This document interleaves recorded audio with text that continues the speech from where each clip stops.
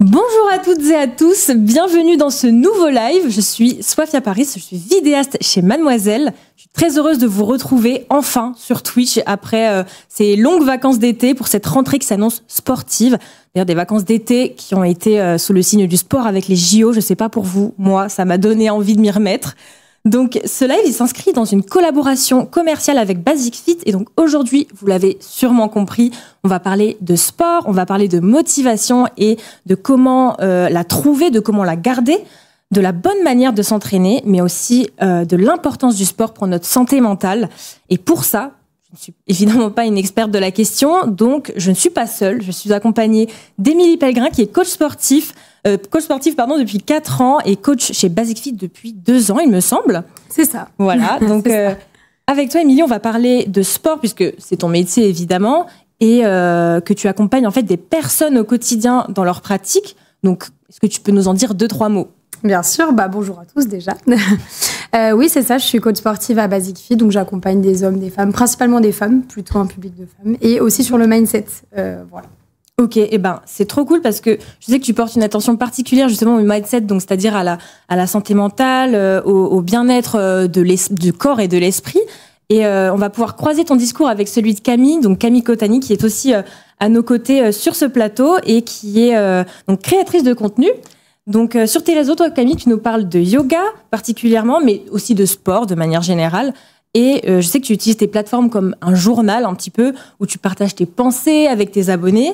Et tu nous parles aussi de ton expérience et de ta santé mentale, à quel point c'est important d'en prendre soin. Est-ce que j'ai bien résumé ? C'est exactement ça, je partage du contenu, alors je parle un petit peu de sport, je parle de yoga et je partage mes expériences tout simplement parce que je trouve que ça porte pas mal d'humain sur les réseaux et ça permet vraiment de connecter et de se soutenir dans des temps qui sont pas toujours faciles, donc d'où le lien avec la santé mentale, voilà. Trop bien, c'est parfait.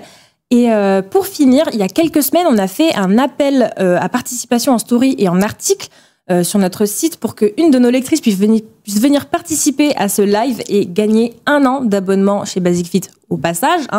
Et cette lectrice, c'est donc Faté qui est à nos côtés. C'est Faté qui est une lectrice assidue de Mademoiselle et qui aimerait justement reprendre le sport. On est ici pour t'aider à le faire au mieux et toujours sans injonction. Vous commencez à connaître Mademoiselle maintenant. Faté, tu vas être un peu la représentante des viewers et vieweuses de ce live, puisque tu vas pouvoir poser toutes tes questions qui te passent par la tête. D'ailleurs, tu seras aussi la représentante des auditeuristes, puisque vous pourrez très bientôt retrouver ce live en version podcast sur votre plateforme d'écoute préférée. Donc voilà, comment tu vas, Faté ? Écoutez, ça va bien. Je suis ravie d'être ici et de représenter les viewers et les auditeurs, du coup. Trop bien. Merci Faté et merci à toutes les 3 d'ailleurs. On peut attaquer avec la première partie. On va parler de motivation parce que je sais que c'est pas toujours facile la motivation. En tout cas de mon côté, c'est un sujet un peu difficile. Voilà, surtout que là on commence à rentrer un petit peu dans l'hiver. Je sais pas où vous êtes, mais je sais qu'à Paris en ce moment il fait moche et je sais que voilà vraiment la motivation là c'est pas ça au niveau du sport, mais au niveau de tout. Voilà. Donc avant de commencer cette partie, j'aimerais vous poser une question à chacune d'entre vous. C'est quoi votre rapport au sport ? Est-ce que vous en faites ? J'imagine qu'il y en a certaines d'entre vous qui en font plus que d'autres, mais voilà, est-ce que vous en faites ? Est-ce que vous en avez fait ? Et est-ce que vous en avez une image plutôt positive, plutôt négative ? Est-ce que c'est une obligation, un plaisir ? Voilà, peut-être qu'on peut commencer avec toi, Émilie ? Avec plaisir. Alors moi, du coup, j'ai commencé avec la natation, que je faisais en compétition, donc dès petite. J'ai commencé, je devais avoir 8 ans. Je l'ai fait jusqu'à mes 13-14 ans, où j'étais à 12-14 heures de sport par semaine, à peu près. C'était beaucoup. Ouais. Et à un moment donné, le sport m'a dégoûtée, d'ailleurs, parce que je suis coach sportive aujourd'hui, mais il y a une période où ça m'a dégoûtée.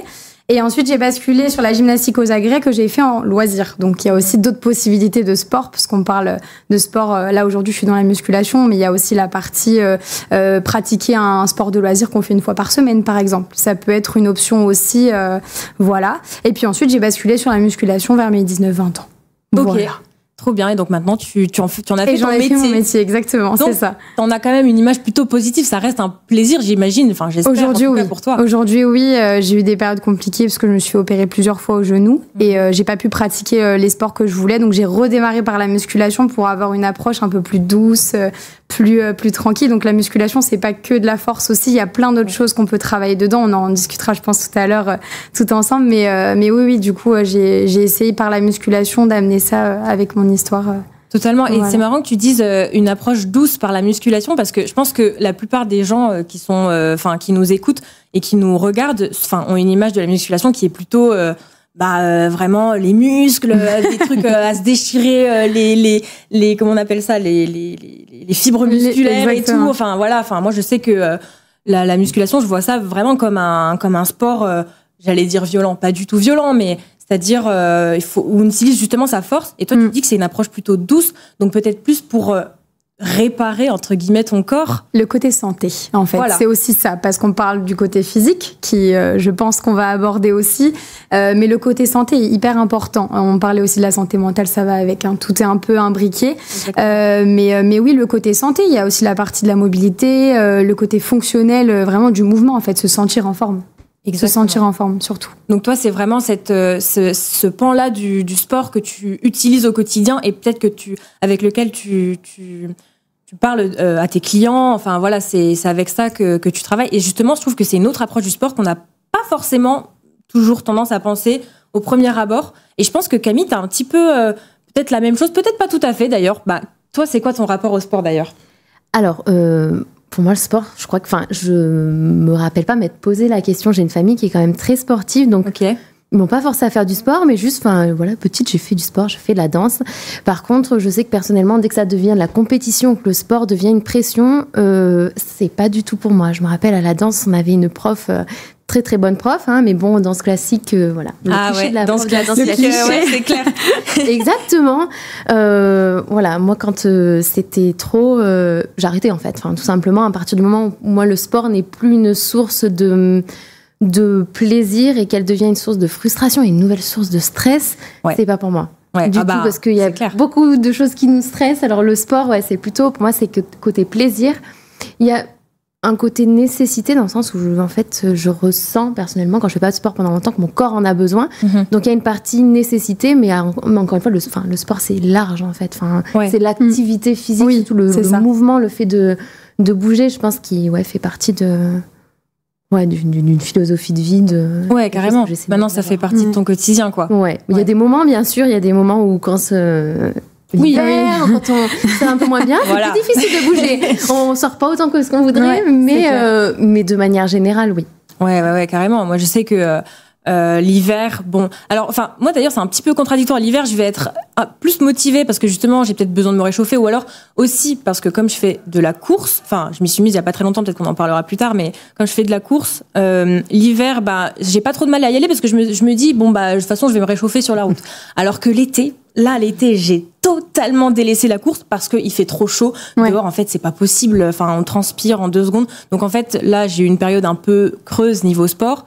Et je commence à ressentir, justement, c'est ce que tu disais, que là, il faut quand même que je reprenne doucement parce que ça me fait du bien, en fait. Et mais c'est comme tout dans la vie, c'est quand on manque de quelque chose qu'on se rend compte de l'importance de cette chose, quoi. Parce que parfois, on n'est pas motivé. Et la motivation, on la retrouve parce qu'on se dit, en fait, là, j'en ai besoin, quoi. Mon corps, il me demande de bouger simplement. Voilà. Bon, alors, et toi, Faté, du coup, c'est quoi ton rapport au sport ? Moi, mon rapport au sport, il est un peu compliqué parce qu'en fait, je fais plus de sport depuis le lycée. J'ai détesté les cours de PS. Je trouve que, ça n'aide pas à aimer le sport. En tout cas, quand on est petit, moi, j'ai l'impression que le sport, il est fait pour les gens qui sont forts et que les gens comme moi, qui ont un peu plus de difficultés à apprendre les mouvements ou à être forte dans un sport, on est complètement délaissé et du coup, ça m'a un peu traumatisée. Et en fait, j'ai compris à l'âge adulte que j'avais besoin de bouger. Exactement ce qu'on était en train de dire. Et le corps le dit d'ailleurs. Voilà, le corps le dit. Tu le ressens. J'ai besoin de bouger, j'ai besoin de faire des activités, j'ai besoin de me dépenser. Sauf que j'ai essayé plein de choses et j'ai toujours pas trouvé le sport qui me fait vraiment vibrer et que j'arrive aussi à installer dans ma routine. Il y a aussi ça où j'ai beaucoup de difficultés, donc je suis trop contente d'être ici pour avoir plein de conseils d'ailleurs. Avec plaisir. C'est trop bien, justement, on va pouvoir en parler. Justement, c'est trop cool d'avoir quelqu'un comme toi parce que je pense que t'as le type de profil entre guillemets que beaucoup de personnes ont. Moi, je sais pendant très longtemps, j'étais comme toi, même encore maintenant, tu vois, j'ai l'impression de pas avoir trouvé entre guillemets mon sport. Enfin, c'est très difficile. Et puis après, t'as aussi des questions de budget, t'as des questions de temps. Enfin, en fait, comment on arrive à l'intégrer dans son quotidien, parce que parfois on est motivé, mais juste on n'a pas le temps. Et parfois, on a du temps, mais juste on a la flemme. Donc, comment dans ces moments de flemme, on arrive à se rebooster, voilà. Enfin, c'est compliqué, hein, franchement. C'est pas facile. C'est pas facile. C'est clair. Et du coup, pour vous deux qui en faites régulièrement, alors j'allais dire, c'est quoi qui vous booste? Qu'est-ce qui arrive à faire changer entre guillemets votre mindset quand vous avez une énorme flemme, par exemple? Est-ce que vous vous laissez le temps, vous dites aujourd'hui j'ai trop la flemme, c'est pas grave, ou alors est-ce que vous dites non, allez, je sais que ça va te faire du bien, vas-y? C'est quoi votre rapport à ça? Moi, ça dépend des moods, hein, vraiment. Ouais. Ça dépend des périodes, ça dépend de ce qui se passe aussi dans ma vie, dans mon travail, parce que je suis à mon compte. Donc voilà, il y a toujours un travail à faire à côté chez soi. Et puis non, ça dépend des moments. Il y a des moments où on arrive à se rebooster assez facilement parce que on sait pourquoi on y va. On sait pourquoi on y va. Ça peut être un rapport physique, ça peut être un rapport au mouvement, comme on dit. Et puis, il y a des moments où je laisse libre cours, où j'y vais une fois par semaine et c'est OK, quoi. Ok. J'ai pas le temps et j'ai pas le temps. Tu te mets pas la pression, tu te dis pas mince, là, j'y suis allée qu'une fois, ça craint, quoi. Non, l'idée, c'est de travailler sur arrêter de culpabiliser. Voilà. Parce que je pense que ça sert à rien de culpabiliser une personne en disant « Ah, t'as pas été à la salle ?» Oui, elle le sait. Oui. Elle est déjà au courant, elle prend déjà assez de temps pour se culpabiliser elle-même. Donc, forcément, c'est pas utile. Pour moi, c'est pas utile. Ok. Voilà. Et pour moi, t'as raison. Hein. De toute façon, je peux pas être plus d'accord que ça, de toute manière.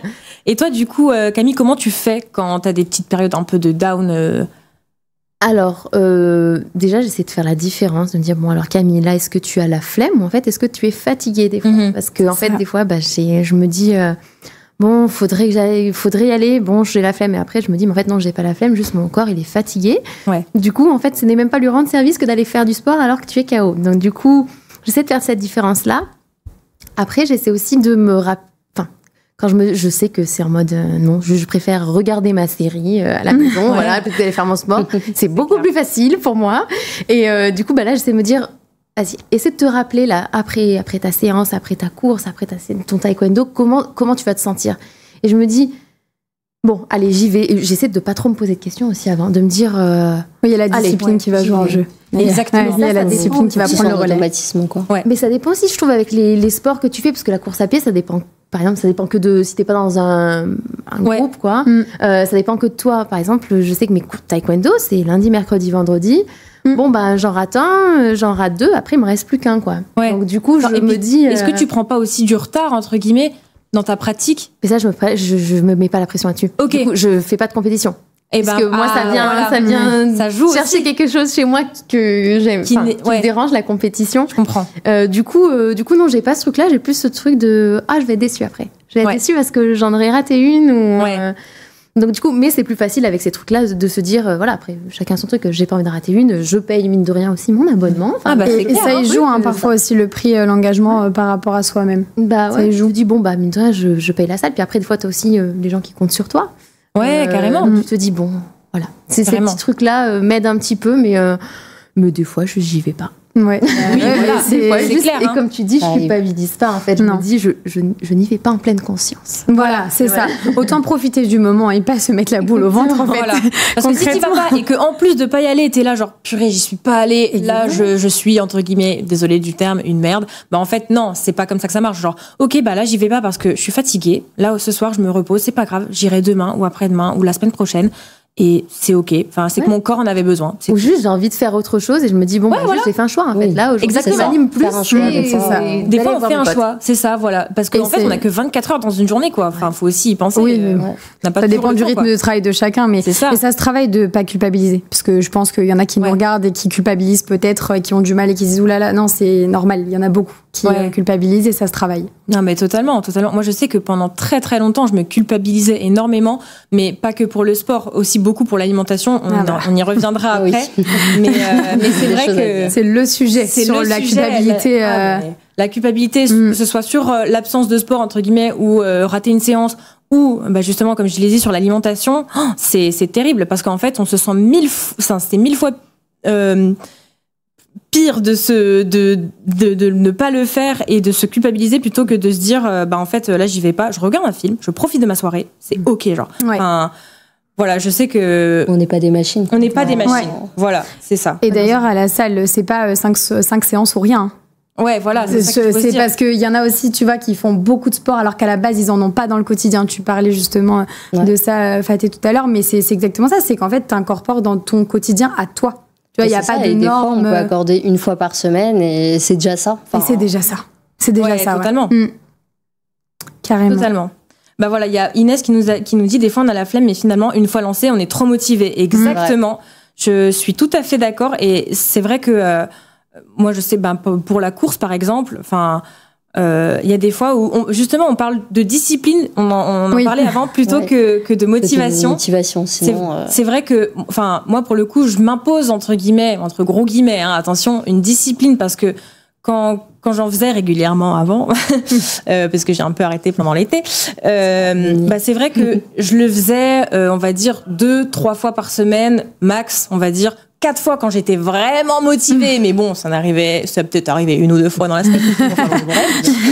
C'est déjà bien, ouais. Voilà, c'est énorme en fait. 4 fois, c'est énorme. Non, c'est énorme. C'est pour ça 2 fois en grande majorité, et du coup, en fait, des fois, je rentrais, à peine rentrée chez moi, parce que j'y allais après le travail, à peine rentrée chez moi, je mettais mes baskets, je m'habillais directement. Faut pas réfléchir, voilà, en fait. Je me mets en mode robot, j'y vais. Et une fois que j'ai commencé à courir, en fait, je suis là genre, mais j'ai tellement bien fait d'y aller parce que, enfin, là, si j'y étais pas allée, je pense que j'aurais pété un câble. En fait, j'ai un trop plein de stress ou d'une journée hyper difficile qui est accumulée. Il faut que ça permet de réguler les hormones, hein, d'ailleurs aussi le sport. Hein, en parlant scientifique pur et dur, vraiment, il y a des endorphines. Je pense que c'est ce que tu parlais quand tu disais à la fin de la séance, ça te fait du bien. Bah, c'est exactement ça. En fait, c'est le ressenti de dire t'es fier de toi et en plus t'as fait ta séance, tu vois. Il y a cette double notion. Il y a vraiment cette notion, comme tu dis, de fierté. Vraiment, à la fin d'une séance, peu importe le sport, t'es trop content d'y être allé, quoi. Enfin, moi, je sais qu'à chaque fois, je me dis, je suis fière de moi, quoi. Je me dis, mais en fait, t'es capable de courir tant de kilomètres, tant de temps, alors qu'avant, t'y arrivais pas. Et c'est ça aussi qui me motive dans ma discipline, entre guillemets. C'est que, du coup, quand j'ai commencé à courir, j'y allais que en mode robot, c'est-à-dire je me forçais et puis c'était tout. Tu mets tes baskets et t'y vas, vraiment. Je mettais mes baskets et puis voilà. Et puis un jour, j'ai découvert que je pouvais courir 30 minutes d'affilée. J'étais là, waouh! La progression. Fou. La progression est folle. Ouais. Bon, c'est en 3 mois, 4 mois, je sais plus. Enfin voilà, mais faut son temps, et surtout chacun son rythme. Attention. Ouais. Mais quand on voit qu'on est capable de courir un certain nombre de kilomètres, puis ensuite un certain nombre de minutes ou d'heures. Enfin bon, moi j'en suis pas encore aux heures, hein, attention. Mais enfin aux heures multiples, on va dire. Je sais courir 1 heure, mais voilà, vraiment pas plus. Mais c'est vrai que c'est là qu'on se dit, en fait, là, je progresse. Mon corps, il est capable de faire tellement de choses. Et je pense que vous avez un peu la même chose. On découvre en fait que notre corps est capable de s'adapter et de faire plein de choses. Ça, porter de la charge à la salle. Combien de femmes me disent, mais je pourrais jamais porter ça. Mais si, ça s'apprend. Voilà. Et comme la course que tu parlais, c'est adapter la charge. On commence tranquillement. Il n'y a pas besoin de commencer avec 100 kilos, quoi. Ouais, c'est clair. On y va tranquille, on adapte. Comment son corps fonctionne et son rythme. Et il est fort, le corps. Hein. Il est plus fort que ce qu'on le pense. Exactement. Mais il faut le faire de manière adaptée. Voilà, c'est faut surtout le faire ça. Progressivement à son rythme, pas se comparer aux autres, surtout pas. Moi, c'est là où je trouve que les réseaux sociaux, c'est un petit peu pervers dans la pratique du sport. C'est qu'on voit les autres, même si on se dit qu'il faut pas se comparer, on se compare. Et du coup, on respecte pas nécessairement notre rythme. Moi, je sais que j'ai essayé de courir parce qu'un beau jour, je me suis dit que je marche beaucoup. Et un jour, je me suis dit, j'ai envie d'aller plus vite. Et donc, j'ai tenté de commencer à courir au début de l'année. Et en fait, j'ai commencé à suivre des gens qui parlaient de course. En plus, c'est un peu hype en ce moment. Et en fait, le fait de me comparer et le fait de voir que les gens courent super vite, 5 km et super facilement, comme si c'était genre... ça m'a complètement démotivée. Ça peut démoraliser. Hein.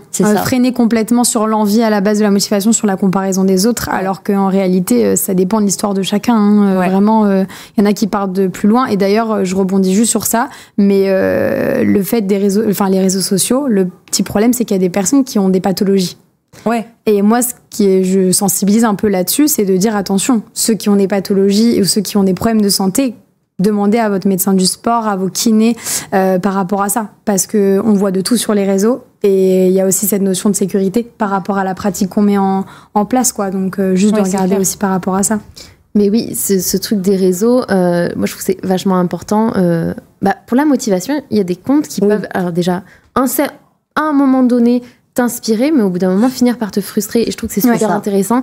En fait, de revoir les abonnements que je trouve que tu as parce que, mais moi, la première, enfin, je veux dire, des fois, je me dis, waouh, en fait, au début, cette personne, ça m'inspirait. Maintenant, c'est plus de la frustration, de la comparaison. Je pense que c'est important de se désabonner, franchement. Et quitte à revenir un peu plus tard, en fait, quand toi, tu es un petit peu plus, tu sais un peu plus où tu vas, des trucs comme ça, je trouve que c'est important.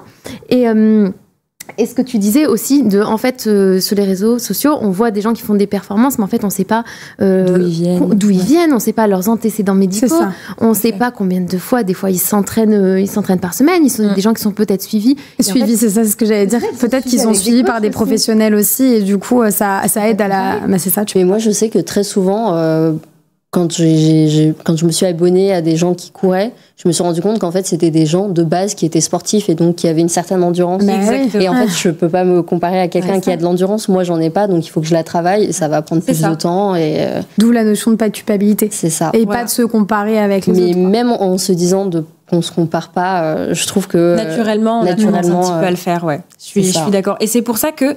Alors oui, il y a ce côté un peu pervers des réseaux sociaux, mais j'ai l'impression, en tout cas moi je suis tombée, je sais pas vous, mais dans le side de TikTok où c'est le running mais plus justement qui déculpabilise. En fait, j'ai plein de filles qui disent moi je cours à je sais pas 7 minutes 30 par kilomètre. Enfin voilà, là on parle en termes plus techniques vraiment sur la course et tout, mais je cours à telle allure et en fait c'est OK parce que je cours. Donc, à partir de ce moment-là, je peux pas faire mieux que ça.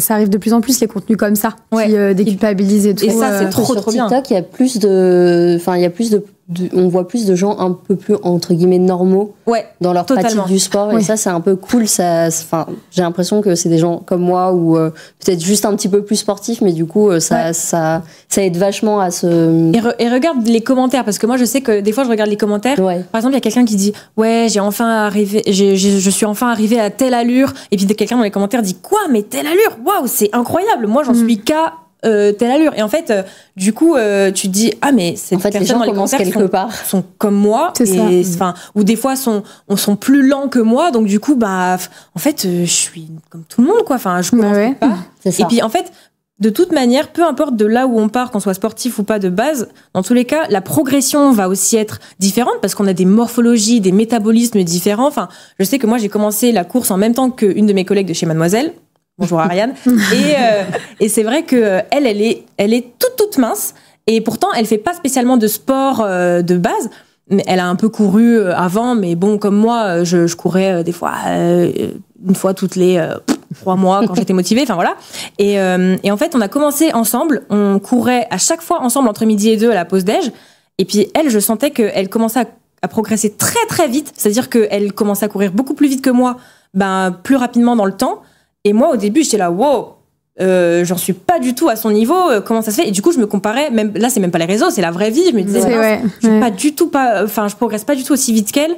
Donc, je me disais, mince, qu'est-ce qui me manque? Et en fait, c'est juste, on n'est pas faites pareil, quoi. Oui, c'est ça. Des fois, ça peut prendre un peu plus de temps et il faut être OK avec. Donc, voilà. C'est ça. C'est apprendre à s'accepter aussi, accepter son corps, mais physiquement comme visuellement, si je peux le dire.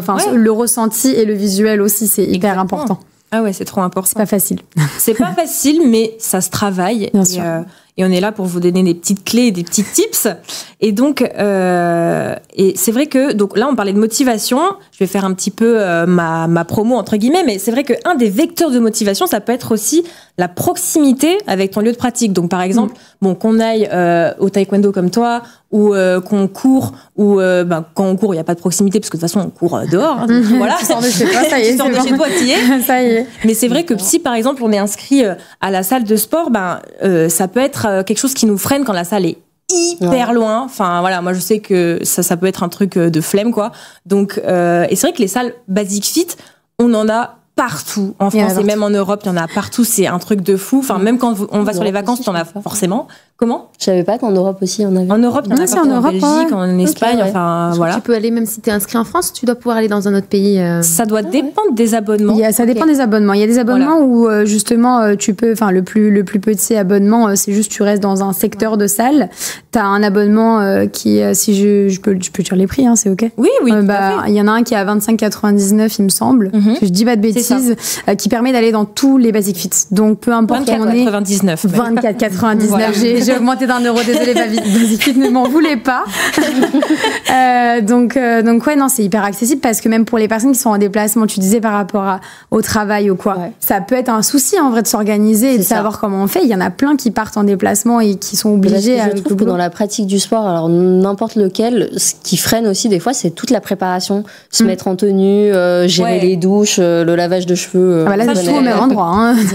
Et t'arrives avec ton sac et puis voilà. Et c'est ça, donc je pense que gagner du temps déjà sur les transports, sur Exactement, c'est vrai que c'est déjà précieux, quoi. Ce truc de la proximité, c'est trop bien. Moi, j'ai regardé, j'en ai une à 10 minutes à pied de chez moi, donc en fait, limite, ça me fait, j'allais dire, mon échauffement. Pas non plus, mais disons que ça chauffe un petit peu mon corps avant d'y aller. Donc dans tous les cas, de toute façon, il faut bien marcher avant d'y aller. Hein. Mais voilà. Et je sais que quand j'étais, pour la preuve qu'il y en a vraiment partout, c'est que quand j'étais à Nancy, quand j'étais étudiante, il y a des années de ça, vraiment, c'était à une vingtaine de minutes de chez moi. Donc ça, comme je l'ai dit, ça m'échauffait un peu le corps d'y aller. J'allais avec des copines. Ça peut être aussi un vecteur de motivation. Ça peut être J'y allais avec des copines qui avaient aussi un abonnement. Mais sachez que chez Basic Fit, si vous avez, je sais plus quel abonnement exactement, mais vous pouvez inviter. C'est l'abonnement premium. C'est à 29,99. Qui est à 29,99. C'est ça. Tout à fait. Donc, si vous avez l'abonnement premium de chez Basic Fit à 29,99, vous avez la possibilité d'inviter un ami à chaque entraînement. Donc, ça peut être pas mal pour se motiver quand vraiment on a la flemme. Quand on y va à plusieurs, ce qui est trop cool, c'est que il y en a forcément un des deux ou un des 3, 4, peu importe, qui est motivé plus que les autres et qui va pouvoir nous dire non, on s'était engagé. Surtout, il y a un rendez-vous. C'est jamais moi. Mais qui va pouvoir dire voilà, là on s'est engagé, on y va. Moi j'ai trop envie de me dépenser, viens on y va. Enfin ça, il y a un rendez-vous aussi, tu vois. Il y a un rendez-vous. Rien que ça, des fois, je pense que ça aide. Ça aide totalement. Beaucoup. C'est comme que pour le taekwondo, c'est tel jour. Voilà, c'est ça. T'as quand même 3 minutes de la maison. Voilà. T'as quand même ça aide vraiment. 3 minutes, t'as dit 3 minutes. Ah ouais, donc vraiment là c'est bon, il n'y a pas d'excuse. Ah oui, non, il y a littéralement genre l'excuse du déplacement. Et j'avais une salle de sport qui était plus loin. Elle était à un quart d'heure de chez moi. J'y allais moins. C'est sûr. Ouais, non mais un quart d'heure des fois c'est précieux. Mais ouais, non, mais ça fait. Puis tu calcules l'aller-retour, ça fait une demi-heure plus ta séance, et puis voilà. Avec 3 minutes, ça fait 6 allers-retours. Bon. Ouais, ça va. C'est les 6 minutes que t'as mis à réfléchir, à dire est-ce que j'y vais Exactement. Du coup, tu prends la décision plus facilement, ouais. C'est oui, clair. Ça marche. Les horaires, la distance, je pense. Mais du coup, dans les salles de sport, quand il y a les cours, pour les personnes qui suivent les cours collectifs, ça doit aider aussi. Totalement. Collectif ou d'avoir un coach ou voilà. C'est vrai aussi. C'est vrai qu'il y a certaines salles Basic Fit où il y a des cours collectifs. Donc en fait, même ça limite ça permet de faire des rencontres. Enfin ça c'est trop bien. Je sais que pour les personnes qui sont un peu timides et tout, qui osent pas trop aller en salle de sport, peut-être commencer par des cours collectifs par exemple. Il y a une salle spécifique justement qui est un peu à côté. C'est des cours en vidéo qui sont mis à disposition des adhérents et donc ils peuvent faire en fait en vidéo. Et s'il y en a d'autres qui sont là, effectivement, se retrouver avec des personnes peut-être qui n'osent pas aller au centre de la salle, ça peut être impressionnant d'arriver dans une salle de sport. Alors elles sont pas toutes faites pareil, il y en a qui sont plus grandes, plus petites, mais quoi qu'il arrive, on entend souvent parler du regard des autres dans les salles de sport. Donc non, ça peut aider aussi de se dire ok, je vais dans la salle GXR parce que ça s'appelle comme ça. Je vais dans la salle GXR et je vais au moins aller faire un petit cours vidéo pour voir ce que ça donne et me lancer, m'aider avec un coach en vidéo. Ça peut aider au début. Carrément. Et aussi, sachez que dans tous les abonnements, donc Basic Fit, je refais mon instant promo, mais il y a l'application qui est comprise, donc ça permet d'avoir un peu plus de flexibilité si vraiment vous avez trop la flemme d'aller à la salle, vous pouvez aussi vous entraîner à la maison. Donc si vous n'avez pas beaucoup de temps, parce que la salle est malheureusement trop loin, ce qui arrive pas beaucoup avec les salles Basic Fit, mais voilà, ou que vous n'avez pas envie de sortir, ou qu'il pleut, n'importe, vous avez quand même cette possibilité-là de vous entraîner à la maison. Donc ça, c'est quand même très très cool. Et je vais revenir un petit peu sur le chat. On a Anne94, désolée si je prononce mal ton nom, qui nous dit, est-ce que dans le sport, quand on veut, on peut ? C'est-à-dire, est-ce qu'on peut tout accomplir comme objectif ? C'est-à-dire, je pars de nulle part, je veux faire un semi-marathon. Est-ce que tout le monde, monsieur, madame lambda, peut y arriver ou pas ? Qu'est-ce que t'en penses, Émilie ? Moi, je dirais que plus l'objectif, il est vrai, plus il est important pour toi et plus tu y arrives. Ok.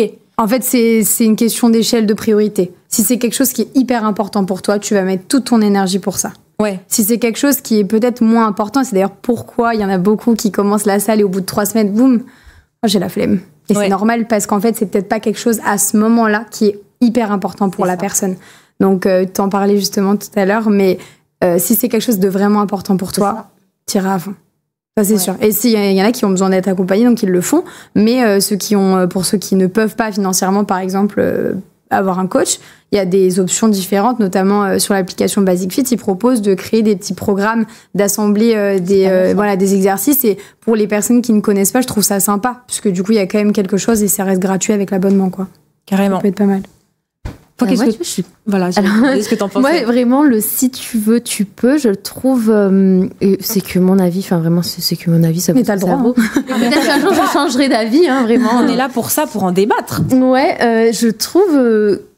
Enfin, personnellement, je trouve qu'il est un petit peu culpabilisant, même si je te rejoins carrément. Si vraiment t'as un objectif où et que c'est dans tes priorités, vraiment c'est dans tes tripes, vraiment le truc tu veux que ça. En effet, je pense que t'as plus de chances carrément. Enfin, t'as vraiment plus de chances de l'atteindre ton objectif que si c'est un objectif qui ne t'appartient pas aussi. Peut-être quand enfin, tu vois, t'as un objectif et en fait tu suis parce qu'en fait il y a une personne qui a dit que son objectif c'était ça. Tu te dis pourquoi pas. Mais voilà. Mais autrement, des fois, je le trouve un petit peu culpabilisant parce que en fait il y a tellement de choses qui sont extérieures à nous et qui rentrent en compte, qui font que, mais dans tout dans la vie, enfin, je veux dire, quand on parle d'inégalité, enfin voilà, des chances, des choses comme ça, le si tu veux, tu peux. Personnellement, j'évite de l'utiliser, mais la phrase est dure. Ouais, la phrase est dure. J'évite parce que j'ai peur qu'elle fasse culpabiliser. Je sais pas si Anne, c'est toi, quel est ton du coup je peux me permettre de lui parler. Ton rapport, qu'est-ce que ça te crée cette phrase-là?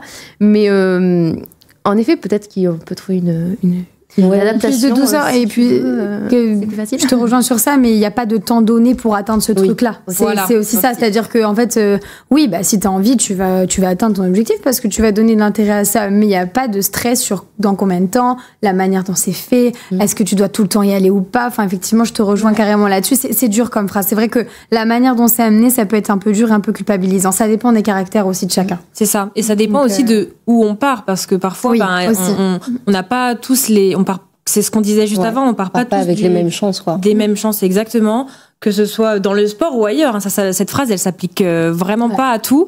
Peut-être plus dans le sport, je sais. Et encore, je saurais pas vous dire. Moi, je veux pas. Je trouve aussi que il y a une éducation sportive dont on parle pas assez. Enfin, il y a des gens pour qui ils ont baigné dans ça. La famille, comme tu disais tout à l'heure, une famille sportive, ça aide à te motiver, ça aide. Ou en fait, t'as même pas limite le temps d'y penser que t'es déjà dedans. Alors que quand tu viens, par exemple, moi, ma famille est pas du tout sportive. Et je dirais que c'est même culturel. Le sport, on s'en fout, entre guillemets. Et je trouve que moi, j'ai mis longtemps à comprendre que j'avais besoin de sport dans ma vie. Et donc, en fait, j'ai l'impression de partir partir beaucoup plus tard que les autres dans mon exploration des sports que j'aime, de ce que j'aime faire, etc. Et donc, je trouve que vraiment, ça, on n'en parle pas assez. En fait, par contre, toi, l'envie, elle est là. Ouais, l'envie, elle est là, mais l'envie, elle est arrivée tard parce qu'en fait, j'ai pas eu cette éducation sportive. Et je trouve que, après, c'est personnel, mais je trouve que au collège, au lycée, c'est pas le meilleur endroit où on t'apprend à aimer le sport. Ouais, il y a pas sur la bienveillance. Ah ouais, non, mais oui, déjà, dans le sport. Toi, t'es fort, toi, t'es nul. Déjà, il y a ce truc-là qui est instauré, malheureusement. Justement, parce qu'on part du principe que tout le monde est au même niveau et qu'on va pouvoir grimper les paliers de la même manière. Alors que pas du tout. Et ça, c'est même à l'école de manière générale. De toute façon, le système éducatif est très, très mal foutu pour ça. Je le dis. Je suis d'accord. Non, mais je suis d'accord aussi. Mais non, c'est culpabilisant. C'est très culpabilisant pour tout. Et bonsoir à tous nos viewers qui arrivent là doucement. Merci de nous regarder. Et d'ailleurs, on a Anne qui nous dit que c'est super intéressant comme discussion, donc je suis ravie que ça te plaise. Merci à toi Anne d'avoir posé la question. Voilà, donc c'est trop bien, tu vois, ça a amené à une discussion trop intéressante. Carrément. Et donc voilà, et pour toi d'ailleurs, justement, tu nous disais que t'aimerais t'y remettre, que tu sens que t'en as besoin. Comment c'est quoi ton profil un peu, comment dire, c'est quoi ta vie, on va dire? C'est-à-dire, raconte-nous un petit peu comment t'aimerais intégrer le sport, et à quel point t'as du temps ou pas, pour qu'après, Émilie puisse te te guider au mieux? Justement, moi je pense que c'est un peu intéressant parce que en fait ça fait 2 ans que j'ai monté ma boîte. Je suis fleuriste et donc ça fait 1 an que j'ai ma boutique. Donc j'ai pas non plus énormément de temps à accorder au sport. Félicitations déjà. Non, mais parce que faut le dire, c'est pas facile, hein. C'est pas facile. En fait, j'ai eu une année de chômage où j'ai fait pas mal de sport. Pendant vraiment une année scolaire, j'ai fait 5 fois du sport par semaine parce que j'avais le temps. Donc j'avais une petite salle à côté de chez moi, donc 3 minutes aussi. Ça proposait des accompagnements sportifs, donc j'avais des rendez-vous, donc je voyais quelqu'un qui m'aidait, etc.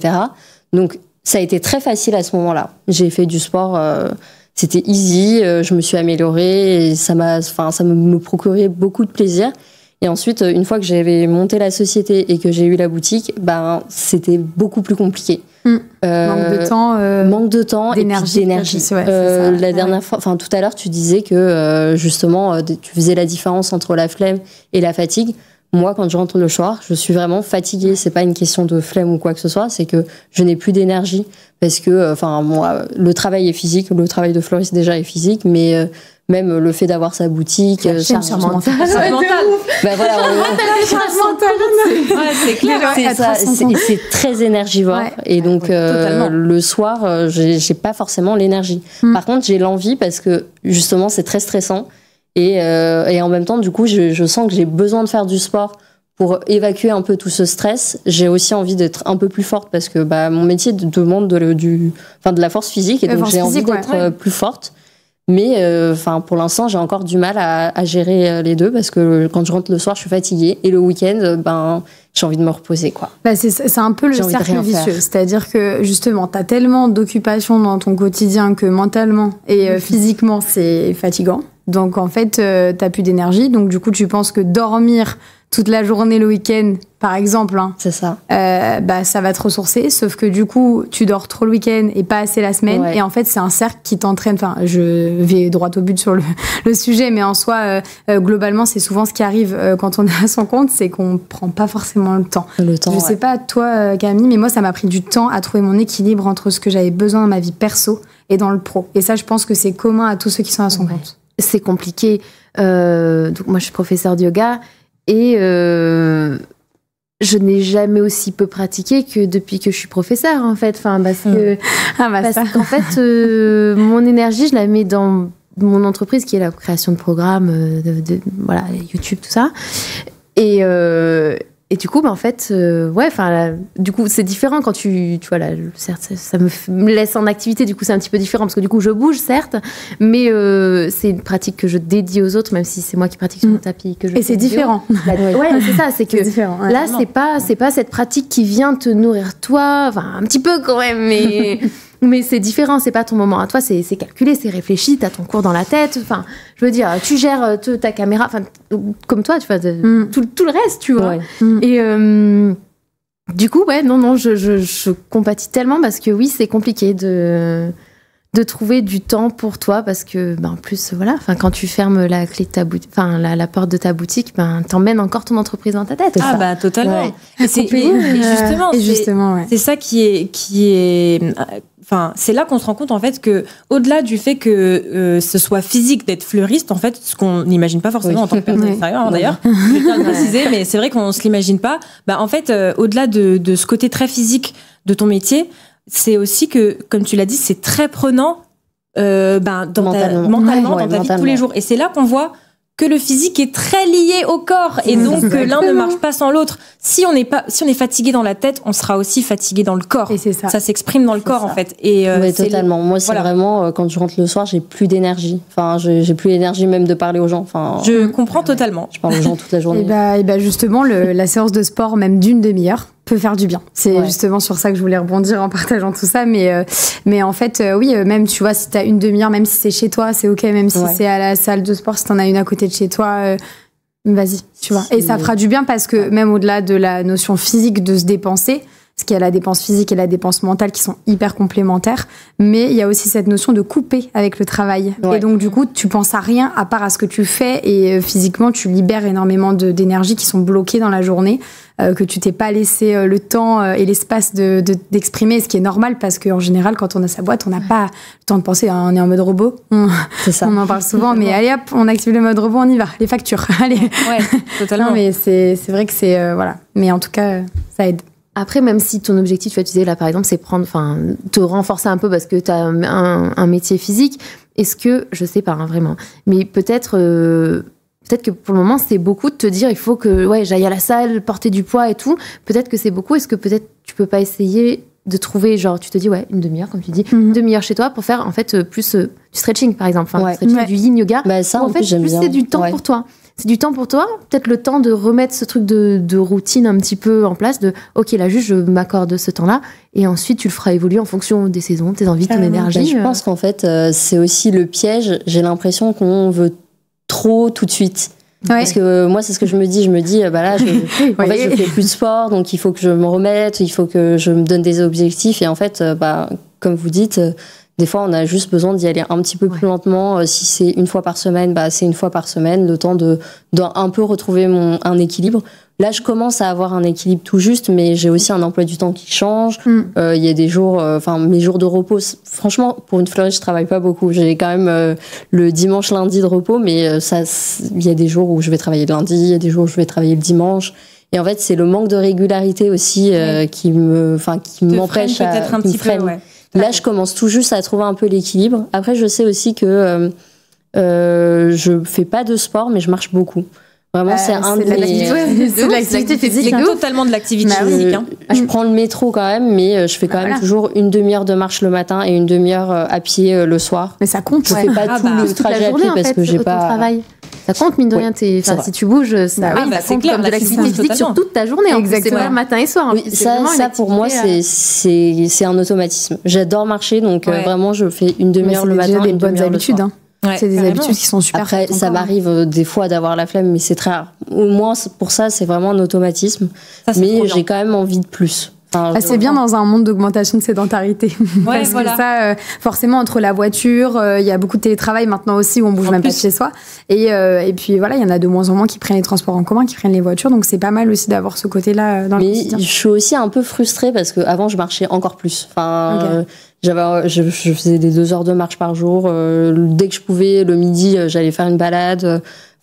Et du coup, là, j'arrive pas à faire mes 10 000 pas. Même en marchant une demi-heure, j'arrive pas à faire mes 10 000 pas. 10 000 pas, c'est énorme. C'est beaucoup. Je tiens à le dire, attention avec cette injonction des 10 000 pas parce que, moi, ça me stresse, parce que c'est un chiffre rond. Moi aussi, pendant longtemps, je me disais, je vais faire 10 000 pas par jour et tout. Pas du tout, c'est beaucoup trop. En plus, ça prend beaucoup de temps. Ça prend du temps. Ça prend du temps. En fait, 10 000 pas, c'est quasi 2 heures par jour. Ça dépend du rythme, etc. Mais c'est pas. Oui, mais ça dépend du métier. Ça dépend de ce que tu fais, du temps. J'ai pas le temps de marcher plus, quoi. J'adorerais, mais j'ai pas le temps. Et puis, par exemple, si j'ai un rendez-vous le soir, je peux pas me permettre de marcher pour y aller, quoi. Je suis obligée de prendre les transports. Oui, quand t'as pas le temps, c'est clair. Après, il faut qu'on fasse preuve d'indulgence avec nous-mêmes, je crois, parce que. Voilà, on en revient à. Ouais, parce qu'en fait, la vie fait en effet que il y a des moments dans notre vie, on peut pas faire autant de sport que ce qu'on voudrait. Non, mais il faut être réaliste. C'est ça. Il y a toute la vie et toutes les obligations qu'on a dans la vie. Famille, pro et tout le reste, et puis c'est clair. Qui font qu'on peut pas toujours avoir ce même. Parce qu'en fait, il y a aussi, je trouve, un peu des fois ce truc avec le sport où on se dit, si je veux j'ai envie de me dire que je suis quelqu'un de sportif, donc du coup, j'ai l'impression qu'il faut que j'en fasse énormément. Il faut absolument que j'excelle dans un domaine. Moi, je trouve que marcher tous les jours, 1 heure par jour, pas quelqu'un de sédentaire, quoi. C'est clair. Ça commence par là, ça commence par là, cette pression aussi, pas trop se mettre la pression sur la quantité de sport, être totalement fort, forcément et tout. Et on a dans le chat Cano64, désolée encore pour la prononciation, qui nous demande: le sport peut-il servir de thérapie mentale? Alors, ne t'inquiète pas, c'est justement le sujet du jour et on va y revenir un peu plus tard dans le live, donc n'hésite pas à rester avec nous et n'hésitez pas pour le reste des viewers à rester. On va passer peut-être à la deuxième partie. On a pas mal parlé de motivation. En fait, on sait aujourd'hui que c'est bien de trouver une raison pour laquelle faire du sport, de trouver un objectif sans se mettre la pression, sans se comparer surtout, et de réadapter l'objectif en fonction de si on a visé trop ou trop bas. Parfois, on vise trop bas parce que, comme on en parlait avant le live justement avec Émilie et Camille et Faté, mais en fait, parfois, on se fixe des objectifs qui sont trop bas. Pourquoi ? Vas-y, je te laisse expliquer, tu l'expliques sûrement mieux que moi. La peur de l'échec, c'est quelque chose de très fréquent où on se dit, on se minimise en fait. Non, mais je pourrais pas faire ça. Si tu peux, mais juste ça s'apprend.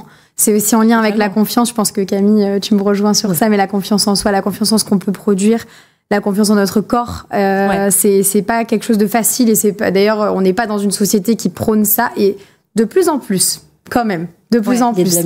Mais c'est important de le dire. C'est se minimiser, ça arrive beaucoup plus que ce qu'on pense. Ouais, surtout chez les femmes, je pense. Ah bah, on apprend depuis toujours à pas se sentir capable. À ne pas être trop. Du coup, faut pas être trop ambitieuse, faut pas être trop là, faut pas trop parler, faut pas trop être présente. Et du coup, je pense que ça va, dans les ambitions, on peut définir un peu l'ambition comme on veut, l'ambition sportive, de projet perso ou quoi. On se limite vachement, je pense. Oui, totalement. De peur d'exister aussi. Moi, j'aurais dit ça un peu, de peur de prendre sa place. Prendre sa place en tant que femme, parce que c'est aussi ça. Dans les salles de sport, du coup, je reviens parce que c'est vraiment mon terrain de jeu, quoi. Mais il y a ce truc-là. Les femmes, j'en vois énormément qui viennent me voir et qui me disent, mais comment tu fais, Émilie, pour t'entraîner en brassière devant tout le monde, quoi. Ouais. Et en fait, j'ai un corps. J'ai un corps et... Faut arrêter de le sexualiser, faut arrêter... J'existe. J'ai chaud, en fait. C'est juste, les gars, je m'en fous d'être en brassière.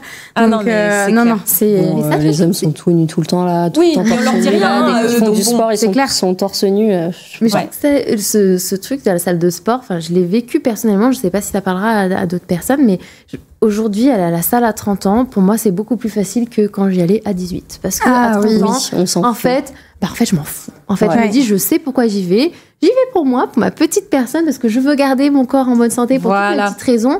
Parce que tu as trouvé tes raisons, en fait. C'est ça. Et puis tu as travaillé sur ta relation au corps aussi, tu vois. Exactement. Ça. Je pense qu'en vieillissant, on arrive à trouver justement cet équilibre de, en fait, j'ai un corps, comme on le disait juste avant, je fais du sport pour ma santé et pas pour les autres et pas pour le regard des autres, attention. Oui. Et donc ça, c'est très, très important. Il faut y faire attention. Et on va peut-être revenir un petit peu sur toi, Faté. Donc maintenant, tu as ton boost de motivation. Tu as ton objectif en vue. Donc cet objectif, c'est vraiment de te muscler, de te renforcer plutôt. On va moi, c'est vraiment la force que je veux. Comment ? C'est vraiment la force que je veux. C'est pas forcément physique, quoique si un petit peu quand même. C'est lié au physique parce que c'est lié à porter des choses un petit peu lourdes, etc. J'ai envie de me sentir un peu plus puissante, je dirais. Voilà, c'est hyper important ce mot, puissante, je pense. Et justement, c'est ça qui va, je pense, continuer de guider ta motivation. Encore une fois, on parle beaucoup de motivation, mais ton envie, en fait, simplement de faire du sport. Comment, naturellement, à première vue, tu t'y prendrais comme ça ? C'est une question pas simple. Je sais, là je te pose une colle. En fait, il y a plein de choses que j'ai envie d'essayer. Déjà, j'aimerais bien me remettre à la course, mais sans pression. Là, j'ai couru un petit peu cet été. Pas énormément, j'ai couru 3 fois, mais bon, c'est déjà 3 fois où j'ai couru. C'est 3 fois de plus que moi. Je dirais. C'est 3 fois de plus que le mois d'avant. Mais j'ai essayé de courir vraiment lentement et c'est vrai que j'ai tenu un petit peu plus que les fois dernières. J'étais pas capable de faire 1,5 km sans m'arrêter. Et maintenant, je fais 3 km parce que je vais plus lentement. Et je pense que si je vais encore plus lentement, je serais capable de faire peut-être 5 km faut adapter, sans m'arrêter. Par rapport à ce que tu peux, Et en fait, j'ai arrêté de regarder les gens qui font ça en 25 minutes. Oui, non, mais... ton corps te le rappelle, de toute façon. Oui, tu vas trop. Je ne peux pas. te dire stop. Et donc, si je le fais en 50 minutes, ce sera déjà très bien. Donc, j'aimerais bien essayer. Tu l'auras fait à la fin. Ouais, voilà, c'est ça. Voilà. Et des fois, il faut pas se fixer des objectifs de kilomètres au début, peut-être de temps. Ouais. Genre, maintenant, je vais faire 20 minutes, puis la prochaine fois, 21 minutes. Ouais, en fait, ça va comme ça. Ou alors, et surtout, il faut pas hésiter à... là, je parle pour la course, mais je pense que ça s'adapte à beaucoup de sports, mais faut pas hésiter juste, des fois, à marcher, s'arrêter, tu marches pendant 1 minute, 2 minutes, le temps que tu as besoin, puis tu reprends. Et puis moi, je sais que j'ai commencé la course comme ça, c'est-à-dire que je marchais 1 minute, je courais 1 minute. C'était très loin au début. T'as pas mal de kinés qui disent qu'il faut commencer comme ça. Voilà, j'avais commencé comme ça. Pour ton corps, il faut pas mal de kinés qui disent qu'il faut commencer en mode tu peux pas courir super vite à balle pendant 30 minutes. Il faut écouter ses ressentis. C'est ça. En plus, la course, c'est assez prenant pour les articulations et tout. Oui. Il faut faire attention quand même. Le corps, il est pas habitué à courir tout de suite pendant 25 minutes d'affilée sans comme ça, enfin tranquille. Non, faut faire attention à quand même ses articulations. On va en parler un petit peu après avec l'échauffement articulaire avec Émilie qui va nous expliquer un petit peu plus tout ça. Mais voilà, donc oui, c'est vrai que y aller doucement. Ouais. Y aller vraiment doucement. Mal, et puis, j'aimerais bien me dire que je vais essayer d'aller à la salle une fois par semaine. Ok, mais c'est trop bien déjà.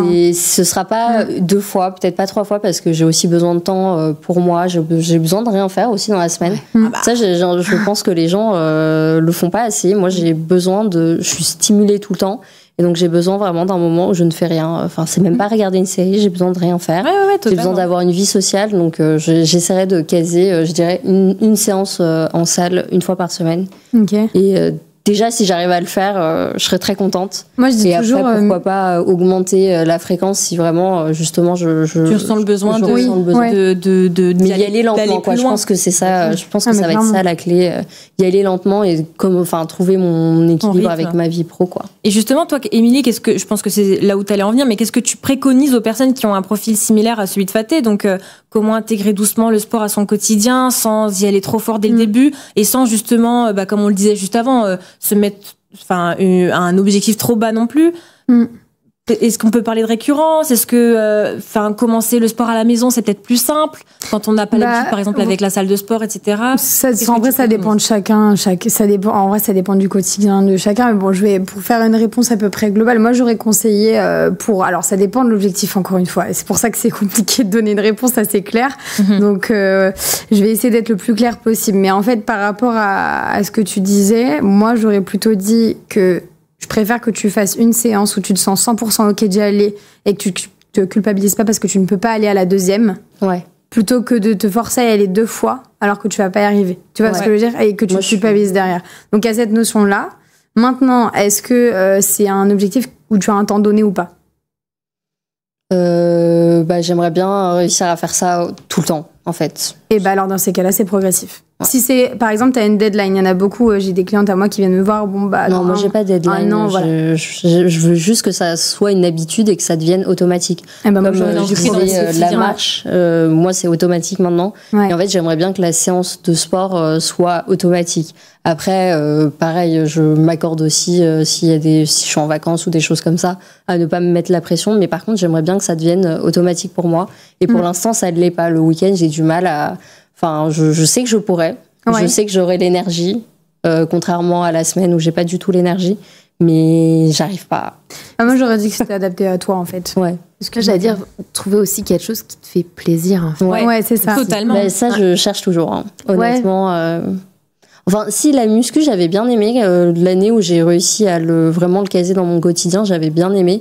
Mais dans mon métier, dans mon emploi du temps actuel, j'arriverai pas à le caser comme ça. Ce sera pas un plaisir.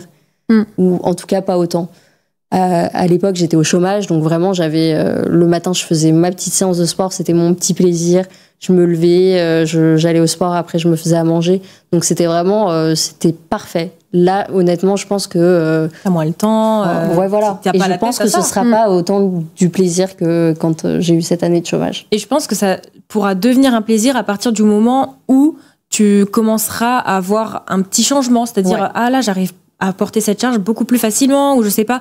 Mais il faut ce temps d'y arriver, en fait. Ouais, c'est ça. Et c'est ça qui est difficile. Aussi, prendre le temps et vraiment prendre le temps et comme tu disais, Camille, de prendre plaisir. Alors, dans ces cas-là, le mettre dans un créneau où toi, tu te sens OK à y aller. Ouais. Si t'aimais bien le matin, potentiellement le dimanche matin.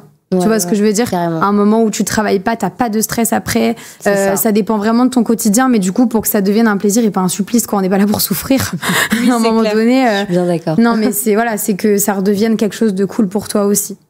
Ouais, totalement. Et du coup, justement, je pense que tu vas certainement bientôt te mettre à la salle de sport, puisque nous t'offrons 1 an d'abonnement chez Basic Fit. Nous ne l'oublions pas.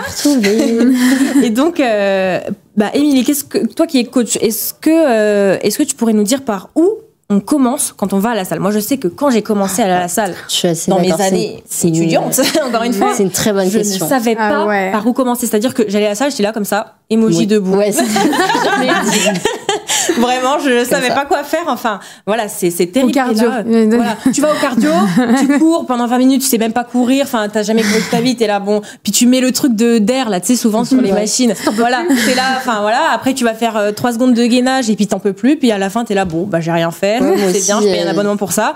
Donc, quand j'ai allé toute seule, c'était vraiment aléatoire. Il y avait aucune logique et du coup, aucune efficacité. Une machine qui est libre, puis t'es là, bon, bah, super, j'ai rien appris. Enfin, moi, il y a que quand j'étais avec dans ma salle, il y avait accompagnement sportif, donc c'était pas un coaching, mais il y avait quelqu'un qui suivait un peu et qui faisait un peu ma séance. Ouais. Et c'est vrai que c'est là où j'ai trouvé que c'était plus efficace et où je prenais du plaisir parce que je comprenais ce que je faisais et du coup il y avait des objectifs qui s'installaient et c'était pas non plus trop, justement le fait d'avoir quelqu'un qui te dit en fait t'es capable de faire ça, faut pas faire moins, faut faire un peu plus parce que t'es capable.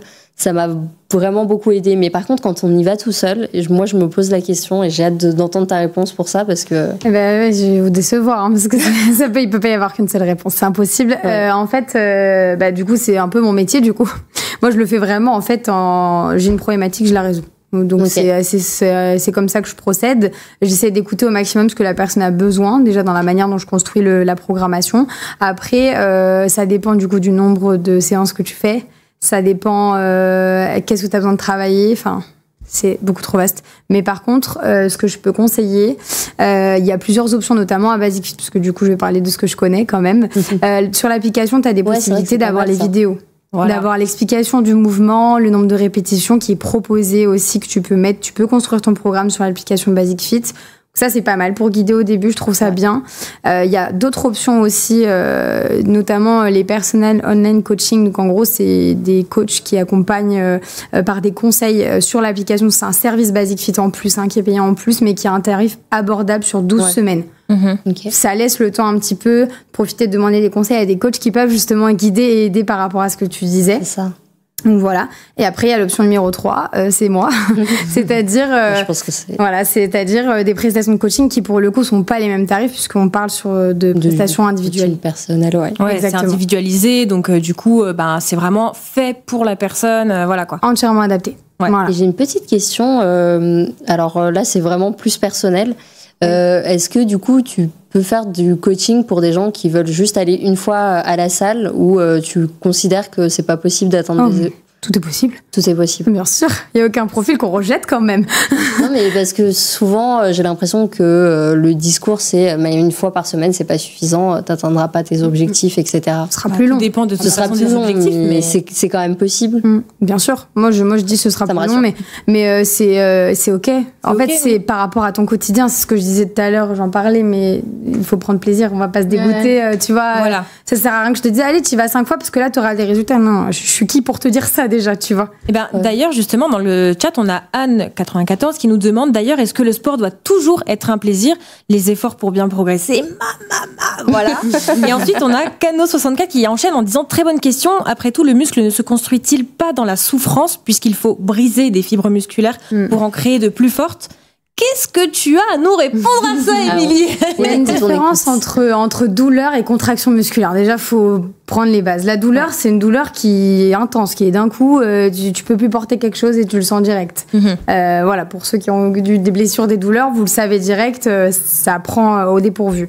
La contraction musculaire, ça s'apprend à gérer l'effort. C'est quelque chose où on s'entraîne. On parlait de la course tout à l'heure notamment, c'est exactement pareil. Alterner et y aller progressivement, adapter la séance. D'ailleurs, les courbatures, c'est pas obligatoire à chaque séance. Les courbatures, c'est quand on va trop loin en général. À part quand on reprend le sport, ça c'est normal, le corps se réhabitue. Mais les courbatures, on n'est pas censé avoir le corps détruit à chaque séance, quoi. En tout cas, je sais que c'est vrai, c'est ce que tu dis, quand on reprend, évidemment, on va en avoir parce que le corps il est plus habitué. Le corps il est plus, c'est ça. Voilà, c'est ça. Mais par contre, après, une fois qu'on a repris, que c'est intégré pour le coup à notre routine. Moi, je sais que j'en ai quasiment plus, quoi. Parce que ton corps, ta séance est adaptée à ton corps. Voilà. Et c'est ça. Tout à fait. Le truc, c'est que quand tu n'as pas de courbature, ça veut pas dire qu'on n'a pas travaillé. Ça, je sais qu'on me le dit souvent, donc c'est ça. J'en profite pour le dire. Tu dois avoir la même chose en yoga, peut-être. Ouais. Et puis, je l'ai cru pendant longtemps, moi aussi. Moi aussi. Et encore aujourd'hui, quand j'ai des courbatures, j'ai la satisfaction. Ouais. Les courbatures, c'est vrai. Alors que bon. Oui. Pas le message que je crois que c'est. C'est pas du tout le message. Non, mais oui, je pense que c'est encore quelque chose, une croyance qui n'est pas obligé de se détruire pour progresser. Exactement. Et toi, du coup, Camille, est-ce que toi, tu prends tout le temps du plaisir quand tu vas au sport? Comment ça se passe, que ce soit le taekwondo, la course? Tu fais aussi de la course, non? Ouais. Voilà. Et peu importe le sport que tu pratiques, est-ce que tu prends toujours du plaisir? Comment ça se passe? En tout cas, c'est jamais je m'en dégoûte pas. Je vais jamais au point de m'en dégoûter. Bon, des fois, je suis un peu moins satisfaite. Oui, on peut pas toujours être satisfait à 100% de toute manière. Ouais, si des fois, la course, moi j'ai commencé et j'ai des grosses douleurs de genoux en fait. Et j'ai commencé, enfin bon, voilà, en somme justement, marche très doucement, alternée, marche course. Et en fait, j'y allais sans objectif. J'ai toujours peur de dire ça à côté de toi, mais franchement, moi j'y vais en mode. Non, mais c'est bien aussi. Non, mais c'est très bien aussi. Ouais, c'est très bien aussi. Franchement, moi je vais courir et je me dis. Je vois ce qui se passe, quoi. Voilà. Et c'est vrai que des fois, je suis un peu frustrée parce que mon genou, en fait, au bout de 2 kilomètres, il veut plus, alors que la dernière fois, j'ai réussi à en faire 4, par exemple. Du coup, oui, des fois, je suis un peu frustrée, mais je suis jamais dégoûtée, je crois, de faire mes séances. C'est le plus important, trop bien, d'ailleurs, que tu aies réussi à trouver ton équilibre aussi par rapport à ça. Tu vas te respecter les moments où t'as pas envie d'y aller et les moments où t'as envie, en fait. Ah oui, totalement. Ça change vraiment, vraiment tout. Après, je suis pas toujours aussi. Enfin, des fois, j'ai vraiment les séances où tu te dis, waouh, c'était la séance de ma vie. Ouais, c'était incroyable. Avec le smile, je cours, j'ai smile, ou je suis sur mon tapis. Enfin, j'ai des émotions. Enfin, je veux dire, j'ai des émotions qui me montent et tout. Des fois, juste, ça m'a fait du bien, puis voilà, quoi. Clairement. Justement, on avait Inès avant dans le chat qui nous disait, des fois, j'y vais. Je suis motivée de ouf, mais mon corps me met un stop et me dit oula, faut aller dormir là. Voilà. Des fois, en fait, on a l'impression d'être motivé. En fait, juste, c'est encore une fois le corps lié à l'esprit, etc. Mais en fait, nous, on a envie d'y aller et tout, on a envie de se décharger d'un stress, mais notre corps il dit non, là, je suis fatiguée. Tu vas te reposer. Et moi, combien de fois ça m'est arrivé pendant une séance de course ou quoi, de me dire, oulala, bon, en fait, je vais y retourner parce que là, ça va pas. Et en fait. Et c'est hyper sain de faire ça d'ailleurs. Parce que t'écoutes ton corps et tu vois, faut aussi déculpabiliser là-dessus, quoi. Enfin, c'est envie versus besoin. Un peu, tout à fait. Les besoins, c'est hyper important aussi, d'écouter ses besoins, écouter son corps, en fait. Et c'est là où ce que tu disais au tout début du live sur le fait de faire la distinction entre vraiment la fatigue, la flemme, etc. C'est exactement ça. C'est que des fois, même si tu veux, ton corps est vraiment fatigué. Et il y a des fois où tu veux pas vraiment, mais ton corps, il le veut. Et donc, c'est là tout l'équilibre à trouver. Ouais, c'est ça. Et là où la discipline va même un peu rentrer en compte pour... Ça aide. Ouais, la motivation, on peut pas tellement compter sur elle en réalité. Ouais, pas toujours. Pas toujours, en tout cas. Ouais. En tout cas, faut pas se dire que c'est quelque chose qui va venir à nous. En fait, on l'a ou on l'a pas, et puis c'est comme ça, quoi. Et c'est là que la discipline rentre en compte, en fait.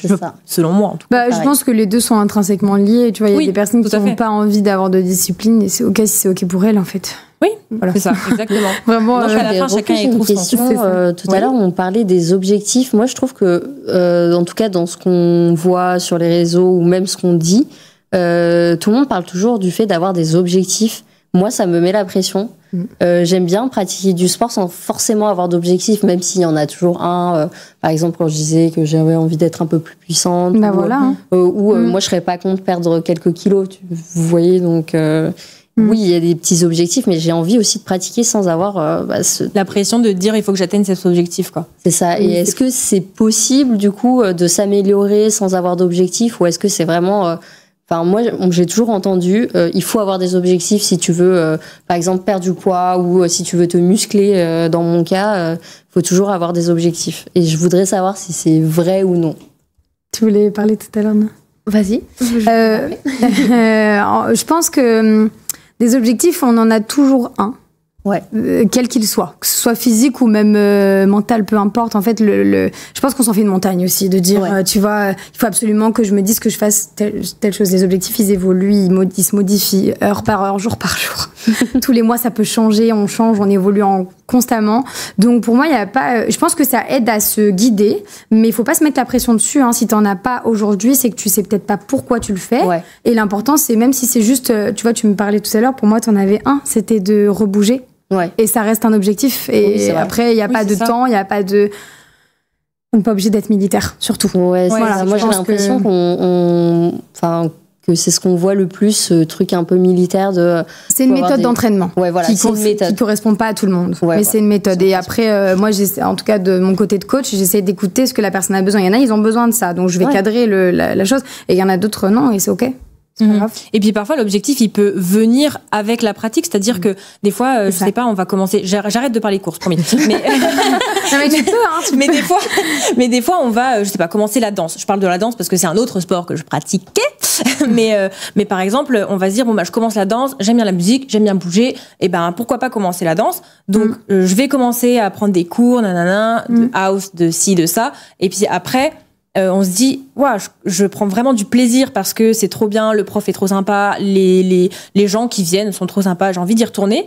Et en fait, à force d'y aller, on va se dire, waouh, en fait, non seulement je prends du plaisir, mais en plus je m'améliore. Donc du coup, c'est là qu'on va se dire peut-être que je vais avoir envie de faire de la compète. Et des fois, pas du tout. Des fois, on n'a juste pas envie, en fait, d'avoir ce truc c'est juste de passer des moments entre amis. Hein. Voilà. Tu vois, et ça reste, c'est un objectif. Je dis objectif parce que du coup, c'est une raison de pourquoi tu y vas. Mais c'est pas forcément, tu dois atteindre cet objectif-là. C'est ça. C'est pas un objectif qu'on doit atteindre sur un moment T. Enfin, voilà. Voilà, c'est ça. C'est souvent ça la pression. Je pense, du coup, tu te doutes, je te comprends trop sur ces trucs d'objectifs parce que comme toi, je fonctionne pas avec l'objectif. Ouais, moi non plus. S'il y a un objectif, tu vois, moi je fais parce que je me dis, je veux bien vieillir, tu vois, je veux que mon corps, en fait, il me. Ouais, pareil. Voilà, on est OK sur ça. En fait, on veut avoir une pratique sportive parce que c'est essentiel, en fait, dans une vie. Je te dis que t'avances main dans la main avec ton corps, quoi. Tu sais qu'il en a besoin, que tu lui fais du bien. Mais après, c'est plus, est-ce que t'es obligé de te mettre j'espère que j'ai pas une bêtise, l'objectif SMART, c'est ça, quoi, non?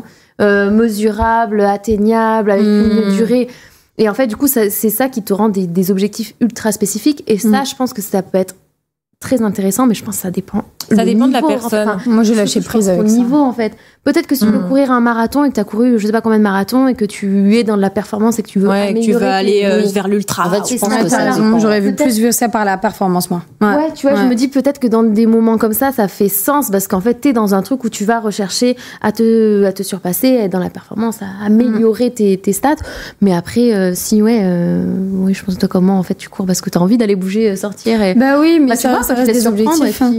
Pour moi, moi j'ai lâché prise avec ça. J'ai démarré avec cette notion-là parce que c'est ce qu'on nous apprend. Oui. Tu vois, le côté, oui, mais il faut que ce soit atteignable, mesurable, machin. Oui, ça peut aider beaucoup de personnes qui ont... C'est une méthodologie. C'est une méthodologie. Et pour moi, je suis d'accord avec vous, des profils comme toutes les deux, je vous verrai pas à vous dire, OK, dans un mois, tu dois faire... ça marchera pas parce que ça va mettre de la pression, peur de l'échec, on en a parlé tout à l'heure. Donc en fait, tu vas dire, ah bah non, c'est bon, j'arrête. Tu vois, moi, c'est totalement ça. Il y a plein de sports que j'ai arrêté comme ça parce qu'en fait... je voyais pas les résultats ou en fait déjà j'avais du mal à comprendre que j'évolue pas aussi rapidement que certaines personnes. Voilà, je suis un petit peu lente dans l'apprentissage de certains mouvements. Tu vas à ton rythme, je préfère. Voilà, exactement. Je vais à mon rythme. On dédramatise. Et du coup, par exemple, dans une pratique où il y a d'autres personnes, je me sens pas à l'aise parce que j'ai l'impression que je vais trop lentement. Et du coup, moi, au moindre, en tout cas dans le sport. Pas dans d'autres domaines, mais dans le sport, je suis comme ça parce que j'ai été traumatisée, clairement. Mais dès que. Tu vois, c'est ça dès qu'il y a un échec, j'arrête. C'est ça, donc ça sert à rien. Faut que tu t'écoutes, en fait. Et vraiment, écoutez-vous. Je parle vraiment pour tout le monde, mais écoutez les ressentis, quoi. Si tu te sens pas à l'aise, t'arrêtes, quoi. Non. Basta. Exactement. Et d'ailleurs, on a Didi dans le chat qui nous dit, avec cette notion d'objectif, j'ai le sentiment qu'on prend nos corps comme des projets. Oui. C'est quelque chose que, j'arrivais pas à le voir comme ça, mais effectivement, faut vraiment prendre cette notion-là en compte.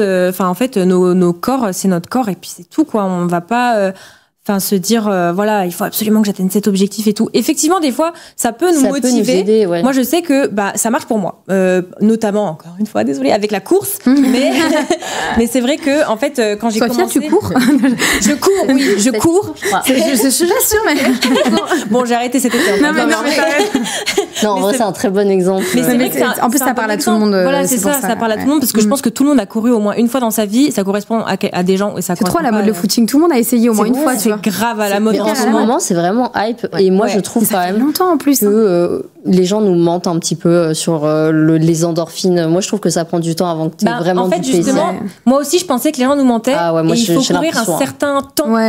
Voilà. Mais encore une fois, il faut y arriver à courir 45 minutes d'affilée. Tout le monde n'y arrive pas, quoi. Moi, quand j'y arrive pas, du coup, je me dis, mais vous êtes tous une bande de menteurs. Je comprends moi aussi. Moi, j'ai juste envie d'aller manger une pizza pour avoir des endorphines. Oui, bon, ça, évidemment. Les extrêmes des deux côtés, tu vois.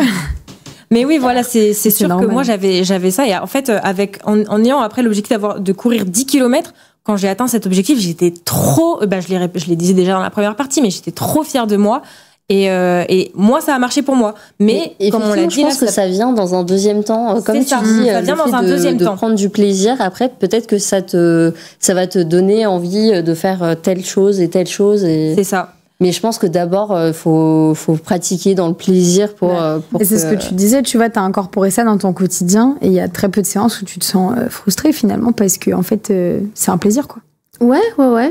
Oui, c'est ça. Enfin, juste. Tu ne poses pas la question, en fait. Non, puis vraiment, je trouve quand tu bascules dans ce truc d'écoute de ton corps, mais voilà, après, encore une fois, j'ai un corps normé. En effet, j'ai pas forcément besoin de perdre du poids ou quoi. Du coup, c'est peut-être plus facile de dire. Oui, j'ai pas d'objectif, juste je vais courir et ça se passe bien. Bon, voilà, peut-être que. C'est peut-être que c'est plus facile. Que pour d'autres personnes. Donc, encore une fois, il faut juste adapter, en fait. Et genre, chacun écoute son corps, en fait. Il y a que nous qui sommes dans notre corps. Exactement. Pour savoir ce qu'on ressent, ce qui nous fait du bien, ce qui nous fait du mal, ce qui nous frustre. Et ensuite, adapter, en fait, tout simplement à ça. Mais ouais, moi... Non, mais je suis complètement d'accord. Mais même l'extérieur, il y en a beaucoup qui se permettent, d'ailleurs. Oui. Faire des petites réflexions sympathiques. Que ce soit dans un sens ou dans un autre. T'as pris trop de poids ou t'as perdu trop de poids. En vrai, est-ce que tu te sens bien déjà, la première question? Oui. Est-ce que ton corps te convient? Sinon, et que t'as envie de faire un travail dessus, ok, on peut travailler là-dessus. Si ça va, bah ça va. Puis voilà, c'est tout. Carrément. Et donc je vais revenir un petit peu sur ce qu'on disait au début de cette partie-là, mais du coup, donc toi, du coup, qui a un objectif sans en avoir vraiment un, est-ce que pour, par exemple, le profil de Faté, et je pense que c'est le profil de beaucoup de personnes d'ailleurs, oui. quand on va à la salle, parce que là, du coup, tu vas peut-être y aller, est-ce qu'on doit avoir un programme? Donc, c'est ce qu'on disait au début, par où commencer quand on va à la salle? C'est-à-dire, est-ce qu'on doit avoir un programme? Est-ce que comment on le construit, ce truc? Est-ce qu'on doit avoir des séances spécifiques? Qu'est-ce que tu préconises? C'est compliqué de, on va dire, pondre un programme comme ça, mais en vrai, je vais dire, je pense que, alors, ce qui est cool dans les salles Basic Fit, c'est, il y a beaucoup de machines guidées. En vrai, sur le placement et sur le côté sécurité, on peut pas se tromper.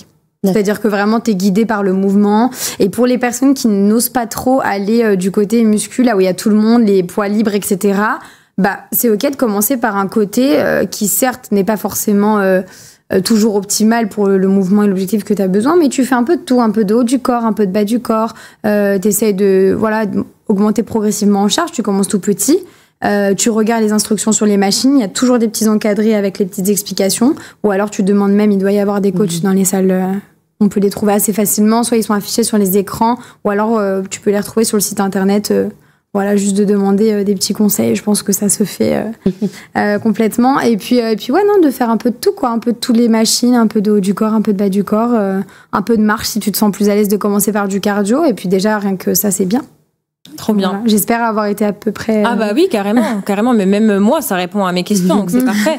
Et justement, je sais que pour les débutants, il y a des programmes d'entraînement qui sont dans l'application, donc comme ça, si on se sent vraiment perdu, qu'on sait pas quoi faire du tout, on a des petits tutos, des choses comme ça. Et si vraiment au début on a très très peur de la salle de sport, ce que je comprends surtout en tant que femme, on peut commencer à la maison, en fait, tout simplement. Totalement, hein. Et donc ça permet d'y aller aussi progressivement. Et puis comme on l'a dit avant, des fois on n'a pas le temps. On se fait une séance vite fait à la maison, enfin vite fait entre guillemets. Ça peut être une séance d'1 heure, ça peut être une séance de 20 minutes, mais en fait juste au moins on l'a fait et à la fin on est contente de l'avoir fait et je trouve que c'est déjà très cool. Moi je trouve ça limite plus dur, tu vois, à la maison. À la maison, moi je suis d'accord. Je suis d'accord. Ouais. J'ai l'impression qu'on l'a tous fait pendant le confinement. Pendant le confinement, et totalement. Maintenant, c'est complètement. Enfin, moi j'y arrive plus.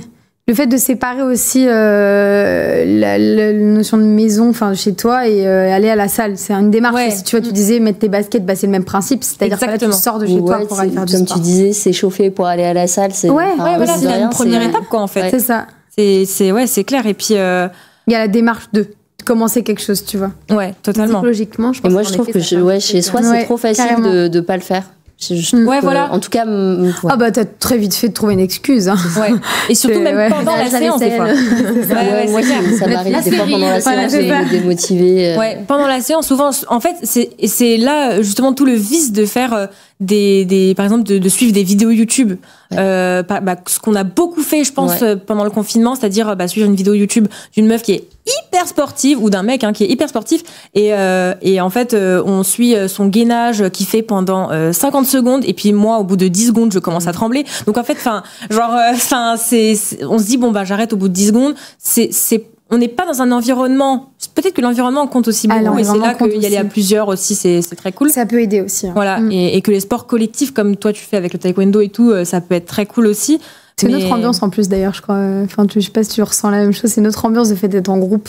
Oui, alors par contre, moi j'avoue que le yoga, j'aime le pratiquer seul. Ouais, tu vois, comme quoi ça dépend vraiment des gens. Ouais, ça dépend parce qu'en fait, pratiquer, quand tu vas dans un studio, tu pratiques ton cours, t'as l'énergie de toutes les personnes autour de toi et c'est vrai que ça te porte. En effet, tu restes un petit peu plus, tu vois, t'as l'énergie des autres qui te portent à rester un petit peu plus longtemps dans ta posture, t'as le professeur qui est là pour t'accompagner, hein, voilà. Ouais.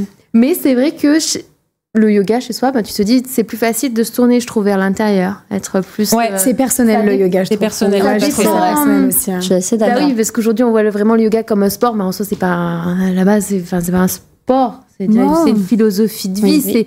Il y a une partie du yoga, une des branches du yoga qui est la pratique des asanas physiques, mais c'est 1 sur 7 quoi, donc. Totalement. Ouais, oui. Donc du coup, c'est vrai qu'on oublie ça sur le yoga. Et ouais, du coup en fait, c'est du feeling, moi je trouve. C'est s'écouter, c'est être dans son corps, c'est dans le ressenti, dans l'accueil de l'émotion, dans l'écoute des sensations, où est-ce qu'elles se manifestent, qu'est-ce qu'elles viennent te dire. C'est aussi ne pas penser. Oui, totalement. Mais du coup, je pense que ça dépend vraiment des personnes. Moi, je sais qu'il y a des personnes qui me disent qu'elles peuvent pas pratiquer en studio, quoi. Ouais. Elles n'arrivent pas à pratiquer en studio. Mais encore une fois, le tout, c'est de trouver ce qu'il faut pour soi, et ça peut changer. Et ça peut changer aussi. Et justement, on a The Mythic 69 qui nous dit dans le chat, se motiver à plusieurs, ça aide beaucoup. Et pas toujours, en fait.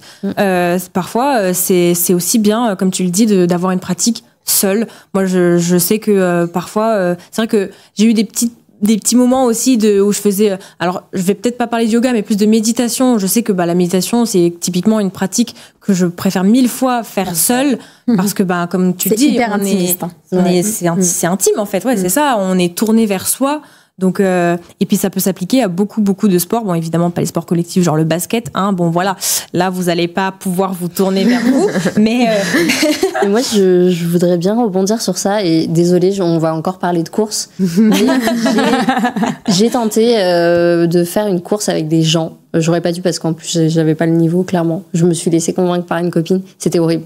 Vraiment, déjà, ils avaient pas du tout la même allure, donc. Souvent, c'est des gens qui ont déjà l'habitude de courir. Oui, non, mais là, c'était clairement ça. Et du coup, moi, j'étais vraiment derrière tout le monde.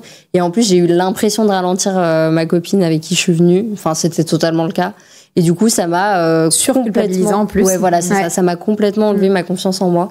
Alors, franchement, j'ai réussi à courir. Alors, je me suis arrêtée, mais j'ai réussi à courir les 5 km. C'est bien, c'est pas mal. Non, mais j'ai failli mourir. En fait, du coup, j'ai pas pris de plaisir. J'ai pas pris de plaisir, alors que là, si je le fais toute seule, je pense que je peux y arriver. Tu irais à ton rythme, d'où l'importance d'adapter la pratique à soi, d'ailleurs. C'est ça. Et donc, des fois, c'est pas toujours une bonne idée. Et notamment, vu mon niveau, c'était pas du tout une bonne idée de le faire avec des gens. Après, ça t'a appris aussi quelque chose, tu vois, sur ton corps et les limites que ça pouvait avoir. C'est que j'ai besoin d'aller plus lentement et voilà. Du coup, les fois d'après, je suis allée plus lentement et ça va mieux. Et voilà, c'est le principal, de toute façon. Moi, je le fais avec mon compagnon qui, lui, court plus vite, plus longtemps que moi. Et par contre, j'avoue, on met les baskets ensemble. Et puis, moi, je commence mon truc. Des fois, il fait son petit échauffement. Du coup, je sais qu'il court à côté de moi, machin. Puis, je sais qu'à un moment donné, il me dit, ok, c'est bon, toi, ça va? Oui, ça va. Écoute, lui, il part devant. Et en France, en fait, ouais, c'est ça. Du coup, lui, il part. Moi, je finis mon truc et on se rejoint après.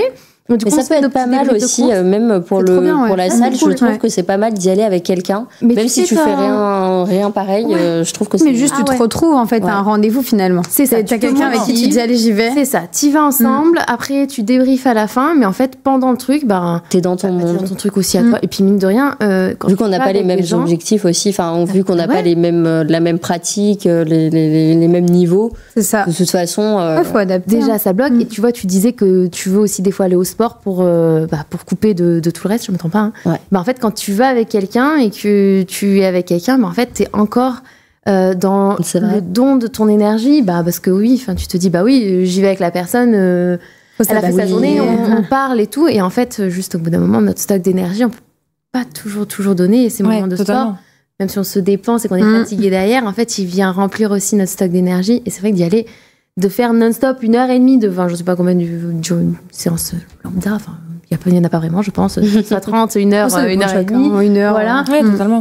Ça te prend de l'énergie, du coup, ouais. Enfin, moi, personnellement, je trouve, je sais pas si ça marche chez d'autres personnes, mais avant, le pendant, c'est chacun pour soi, entre guillemets, et puis ensuite, ensemble. Ça dépend comment tu vois la pratique, en fait. Je pense que c'est assez, je pense que ça dépend, pour le coup, moi, je suis un peu comme toi, j'aime bien aussi d'être toute seule, et puis il y a des moments où j'ai pas vu beaucoup de personnes dans la journée, ça va être mon moment de sociabilité à la salle, et ça dépend, en fait, de ce que je fais. Ça dépend même du mood, du temps dehors, de la saison. La fatigue et tout, mais effectivement, ça prend beaucoup d'énergie aussi.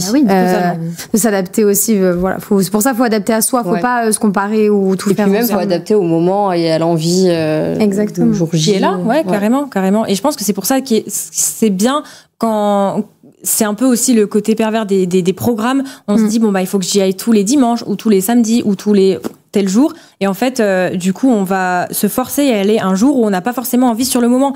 Donc, c'est bien des fois que tu disais j'ai envie d'y aller une fois par semaine. Et ce sera le moment de la semaine où tu as le plus envie, j'imagine en tout cas.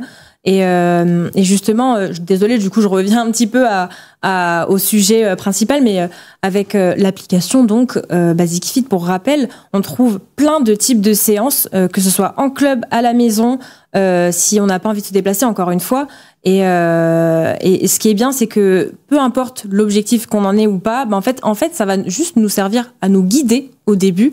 Pour ceux qui s'y connaissent vraiment juste pas, pour se lancer, ça nous permet de se lancer. Et en fait, une fois qu'on est lancé, on va y aller, on saura quoi faire parce qu'on se dit aujourd'hui, je vais travailler le bas du corps. Aujourd'hui, j'ai envie, au contraire, de travailler tout le corps, plutôt le cardio, demain, nanani. Enfin voilà.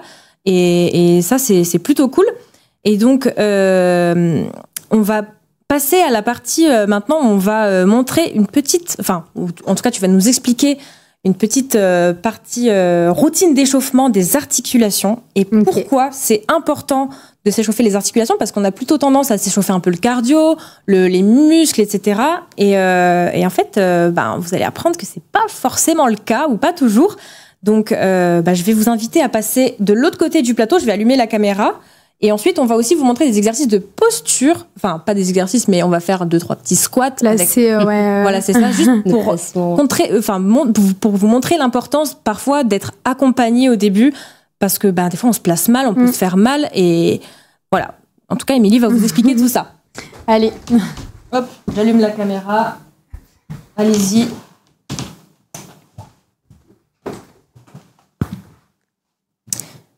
Voilà. Et si tu veux, Émilie, commencer par nous montrer une petite routine d'échauffement des articulations, nous dire pourquoi c'est important de s'échauffer les articulations et comment on le fait surtout. Alors l'idée pour s'échauffer déjà, c'est on a un espèce de liquide qui vient se mettre en place lorsqu'on échauffe les articulations. Donc l'idée en fait c'est de rebouger progressivement, parce que du coup le corps encore plus aujourd'hui, toi t'as un métier qui bouge, donc c'est pas forcément le cas, mais c'est quand même important, puisque peut-être qu'avant t'as pas trop bougé dans les transports ou quoi. C'est important toujours de s'échauffer. C'est mon jour de repos, j'ai pas travaillé aujourd'hui. C'est très bien. Donc l'idée c'est de rebouger un petit peu progressivement au niveau des articulations pour chauffer un petit peu le corps. Ça va de même, tu parlais tout à l'heure, Sophia, des échauffements cardio, ça peut être bien aussi pour chauffer le corps. L'idée c'est d'y aller progressivement, ça reste un échauffement, donc le corps était à froid, on le réchauffe un petit peu et voilà. Pour donner un petit exemple, on va faire juste quelques routines articulaires. Donc pour l'idée, moi je commence toujours de la tête vers le bas, en sachant que ça dépend de chacun. Chacun a son échauffement aussi, je préfère le préciser. Moi, c'est celui que j'utilise avec mes clients parce que c'est comme ça que je fonctionne. Il y a plein d'autres coachs sportifs qui fonctionnent aussi différemment potentiellement. Donc voilà, c'est pas la science infuse, il y a plein d'études là-dessus. Donc pour commencer au niveau de la tête, donc on rentre au niveau de la tête, on vient faire un tour dans un sens et arriver devant, tu peux partir dans l'autre sens. Ok, donc là l'important c'est d'aller dans l'amplitude qu'on peut. Par exemple là, t'as pas de problème de cervical, mais si jamais tu as un torticolis, ça peut arriver, tu peux très bien faire une amplitude beaucoup plus petite. Ça marchera aussi. Ok. Au niveau des épaules, très important, donc je viens rouler les épaules vers l'arrière et arriver derrière, tu repars devant. Ok, super. Essaie d'aller bien loin dans tes amplitudes. Voilà. J'arrive un peu moins à l'avant. Un peu moins à l'avant ? Ok. Ça peut être, ça dépend après, c'est vraiment morphologique. Okay. Bon, là, je le ferai pas, mais dans l'idée, il y a aussi les coudes et les poignets à échauffer qui sont très importants, qu'on oublie souvent. Mon métier, c'est hyper important. Les poignets, d'ailleurs, juste comme ça ne servira pas. Ah, ok, ouais, d'accord. on a tendance à... L'idée, c'est de fixer vraiment au niveau du poignet, puisque l'articulation du poignet, elle est vraiment que ici. Donc, tu peux attraper au niveau du poignet, tendre la paume de main et partir vers le haut, tourner dans un sens et arriver dans ce sens-là, on tourne dans l'autre. Et là, tu sens que c'est beaucoup plus précis. Oui, ouais. Donc, tu vois, si tu as besoin pour le matin où tu es beaucoup sollicité sur les poignets, on y va. Ok. Au niveau du dos, on a plusieurs routines qui sont possibles. Il y en a une qui marche bien. On enroule vraiment jusqu'en bas pour aller tirer au maximum au niveau du dos. Et on déroule en partant des lombaires. Le dos, il peut s'enrouler. Ça aussi, c'est quelque chose qu'on a tendance à penser que le dos n'a pas le droit de se plier. Il a de la force pour porter de la charge, même avec le dos enroulé. Encore une fois, c'est quelque chose qui se travaille. Donc voilà, tu vois, si t'as pas de force dans le dos, on va pas t'imposer de porter un sac de course avec le dos arrondi. Oui. En revanche, si on le travaille et qu'on y va progressivement, forcément, ça peut fonctionner. Ok. Au niveau des hanches, du coup, on monte la jambe. Attention à l'équilibre. On ouvre sur le côté. On va venir tourner la jambe vers l'intérieur et partir vers l'arrière. Super. Et arriver derrière, tu gardes ta jambe pliée, tu vas sentir l'arrière de ta cuisse. On repart derrière. On repasse sur le côté, je reviens devant. Et voilà. Et là, tu fais vraiment le tour de la hanche. C'est pas juste, hop là, je lance les jambes. J'en vois beaucoup faire ça aussi à la salle de sport. Ouais. C'est important de rester autour de l'articulation, comment elle est construite aussi. Okay. On va finir par les chevilles et puis ensuite, je vais te montrer quelques mouvements. Donc, pour les chevilles, tu peux monter tout simplement ta jambe, partir dans un sens et arriver en pied flex. Tu repars dans l'autre sens. Voilà. Ça, c'est pareil. Ça libère complètement, tu vois, la cheville. Et du coup, tu peux faire pareil de l'autre côté. Ça va ? Ouais, ça va. Ok, super. Okay. Eh ben, écoute, Sofia, je peux... Eh ben, écoutez, c'est parfait. Et si vous voulez, vous pouvez passer à la partie où tu vas nous montrer comment on fait un mouvement très basique, un squat. Parce que je sais qu'il y a beaucoup de personnes qui n'arrivent pas à faire des squats, dont moi, très certainement. Et donc, moi aussi. Voilà. Donc, si Émilie, tu peux nous montrer ça, parce que je sais qu'il y a beaucoup de personnes qui ont galère un petit peu.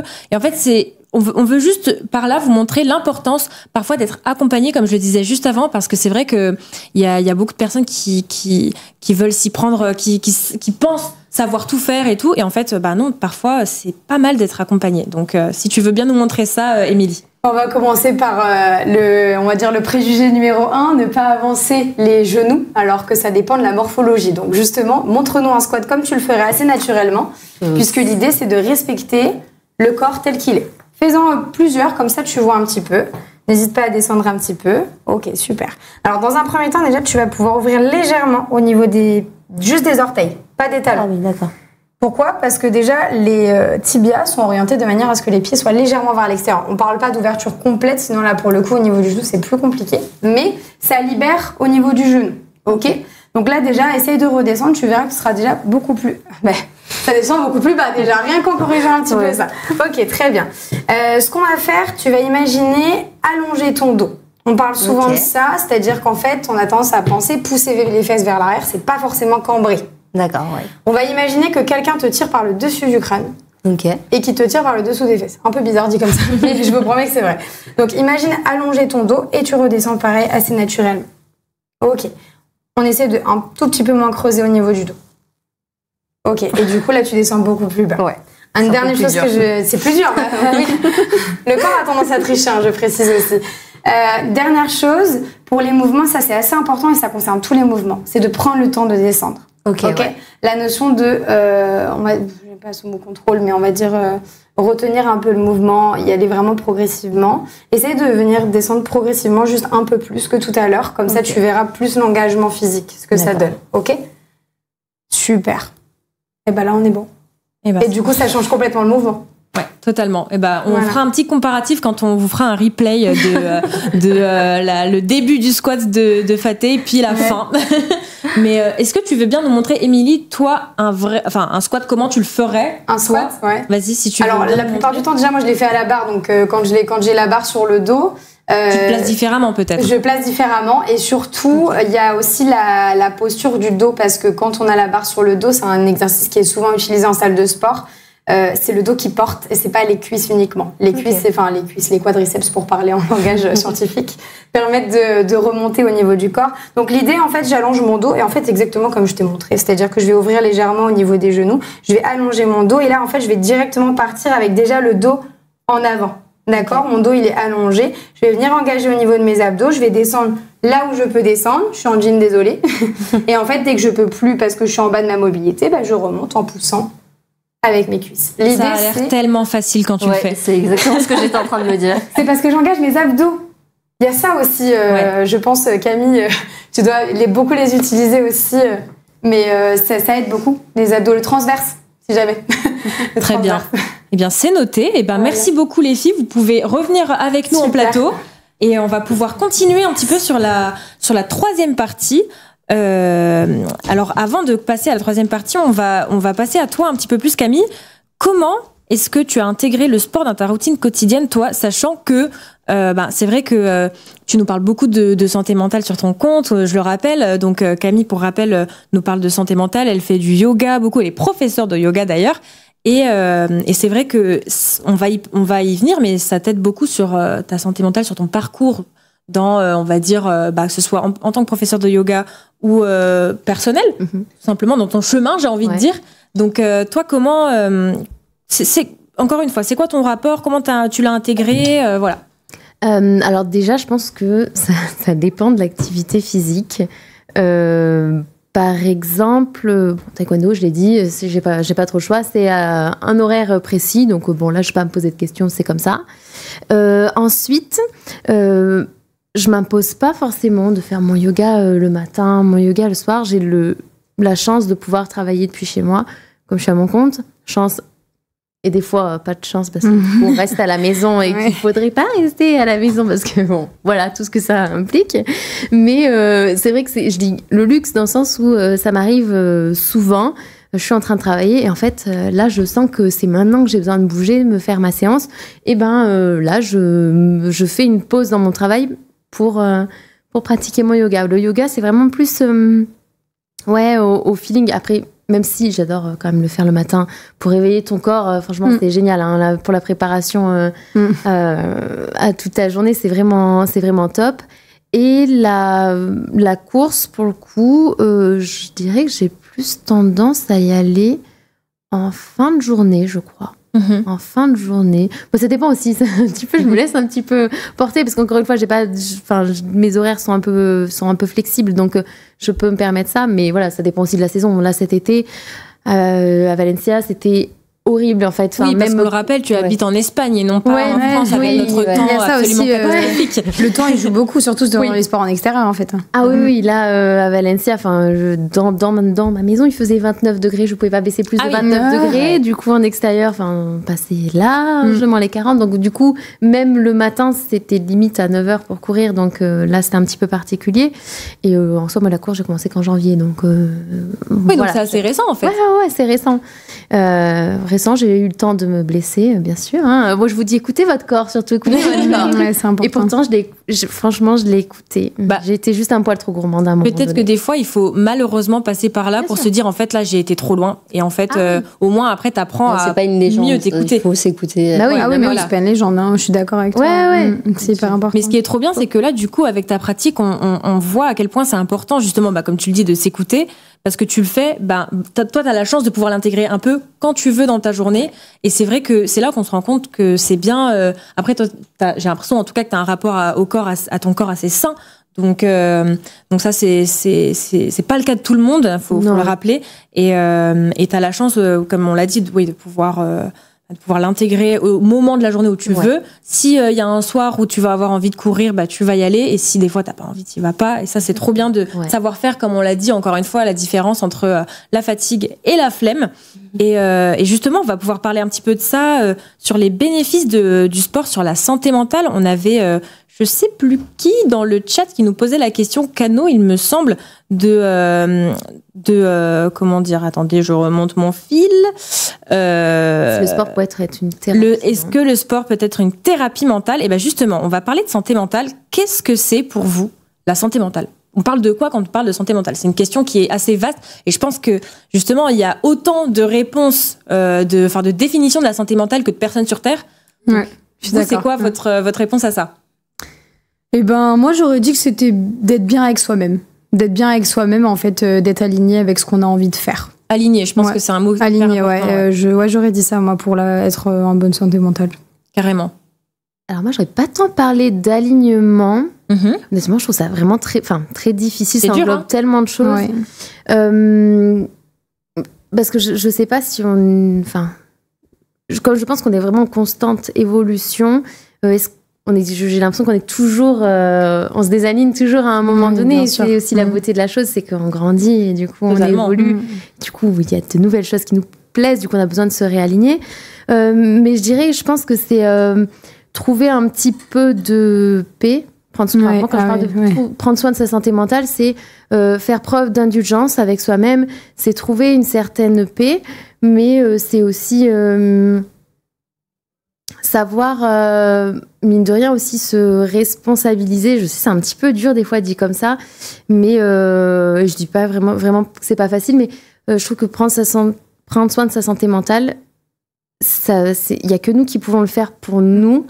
Malgré toutes les choses qui nous arrivent de l'extérieur, c'est nous qui pouvons le faire. Et heureusement, il y a des thérapies qui existent. Il y a des psychologues, des kinésiologues. Enfin, il existe 1000 thérapies.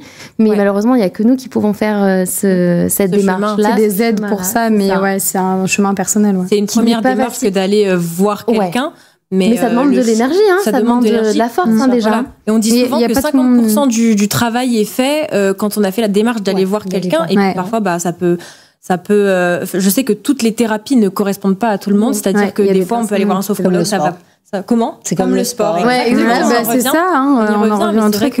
Parfois, on va aller voir un sophrologue, ça nous correspond pas. Parfois, on va aller voir un psychologue, ça nous correspond beaucoup plus. Ou le contraire. Enfin, voilà, il y a 1000 types de thérapies. Je pense d'un psychologue à l'autre, ça peut changer aussi. Également, c'est comme son coach.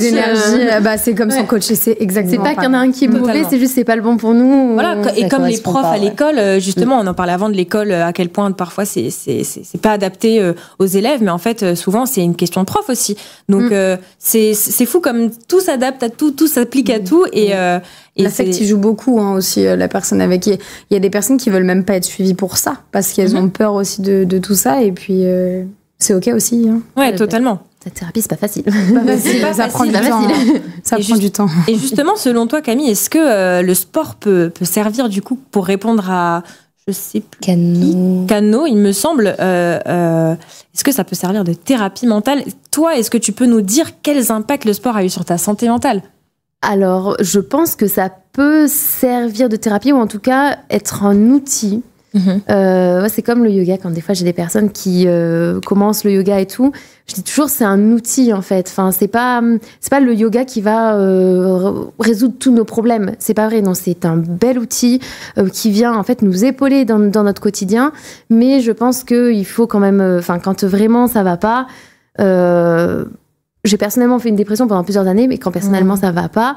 C'est dur de s'en sortir tout seul, c'est difficile. Il y a des gens qui arrivent, mais pas tout le temps. J'imagine plus d'1 an avant d'aller voir. Je dis ça, j'ai plus d'1 an avant de commencer la thérapie. Et des fois, il faut juste s'en rendre compte que ça va pas. Faut le temps de se rendre compte que ça va pas. Il y a plein d'étapes au processus. Ah ouais, il faut vouloir y aller. Et puis en plus, tu y vas et tu sais que ça va pas être facile. C'est du travail, mine de rien. Et du coup, je pense qu'en effet, le sport aide là-dedans parce que en fait. voilà, soit par la connexion à l'autre, à son corps, pardon. Ça peut être par la connexion à l'autre aussi. Pourquoi pas, hein, mais tu t'ouvres, en fait. Exactement, ou le sport d'équipe, d'avoir, parce qu'on parle de santé mentale, santé physique, mais en fait, la santé sociale aussi. Oui, totalement. C'est lié, en fait, à tout ça. Il y a ça aussi.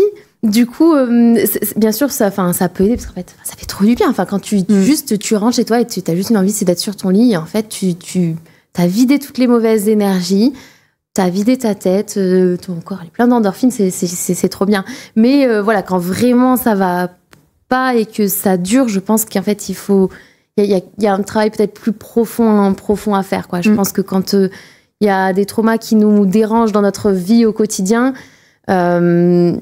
c'est difficile, mais ça peut être bien d'essayer peut-être de gratter aussi par là. C'est pas une recette, pour moi, c'est pas une recette miracle, mais en effet, c'est un outil incroyable.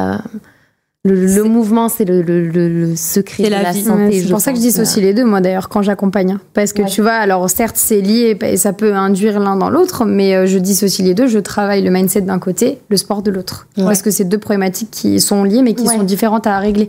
Donc, je suis d'accord avec toi, ça peut aider et c'est un bien-être global, en fait, que tu recherches aussi, je pense.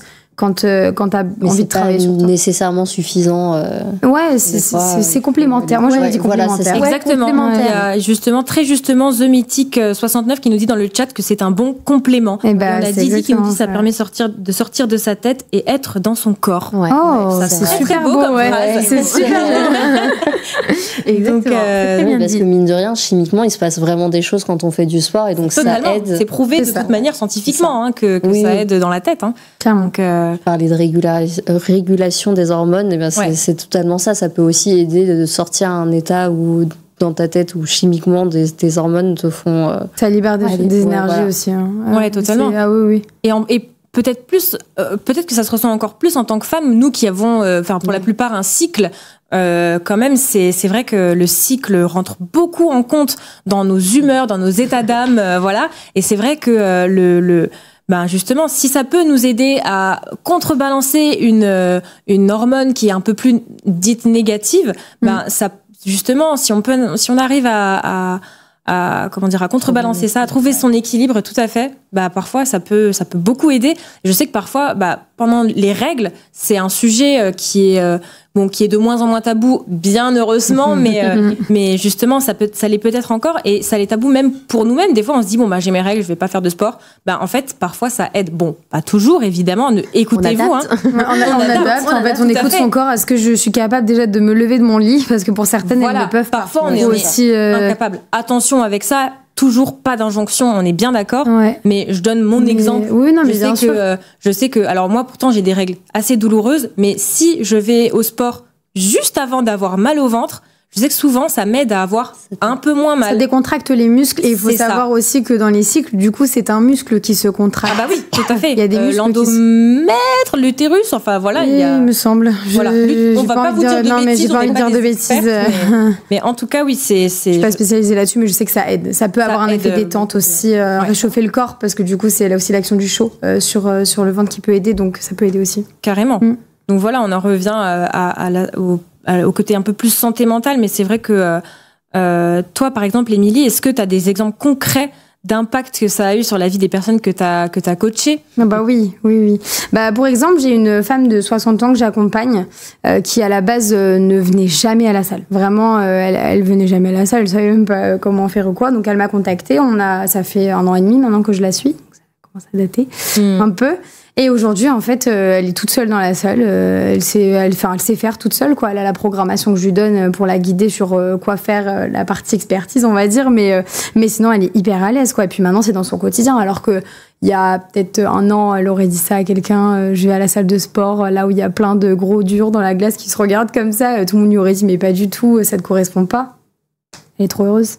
Voilà. C'est le principal. Aujourd'hui, elle peut porter ses sacs de course parce que ça paraît rien, mais elle peut porter ses sacs de course toute seule, elle a plus mal au dos, elle se sent plus forte. Enfin, c'est génial. Voilà. Elle se sent plus forte, c'est important comme mot, c'est ça. Elle se sent plus forte. La sensation que tu as après avoir fait ta séance, peu importe ce que c'est, tu te dis, je l'ai fait, quoi. Juste, je l'ai fait. Et peu importe, des fois, tu as fait juste 5 minutes, mais tu te dis, c'est pas grave. J'ai réussi à faire ces 5 minutes. Et j'en suis capable, alors que je pensais que j'en étais pas capable à la base. Ça, mais quelle satisfaction, ce sentiment de se dire, en fait, là, j'ai réussi à faire ça.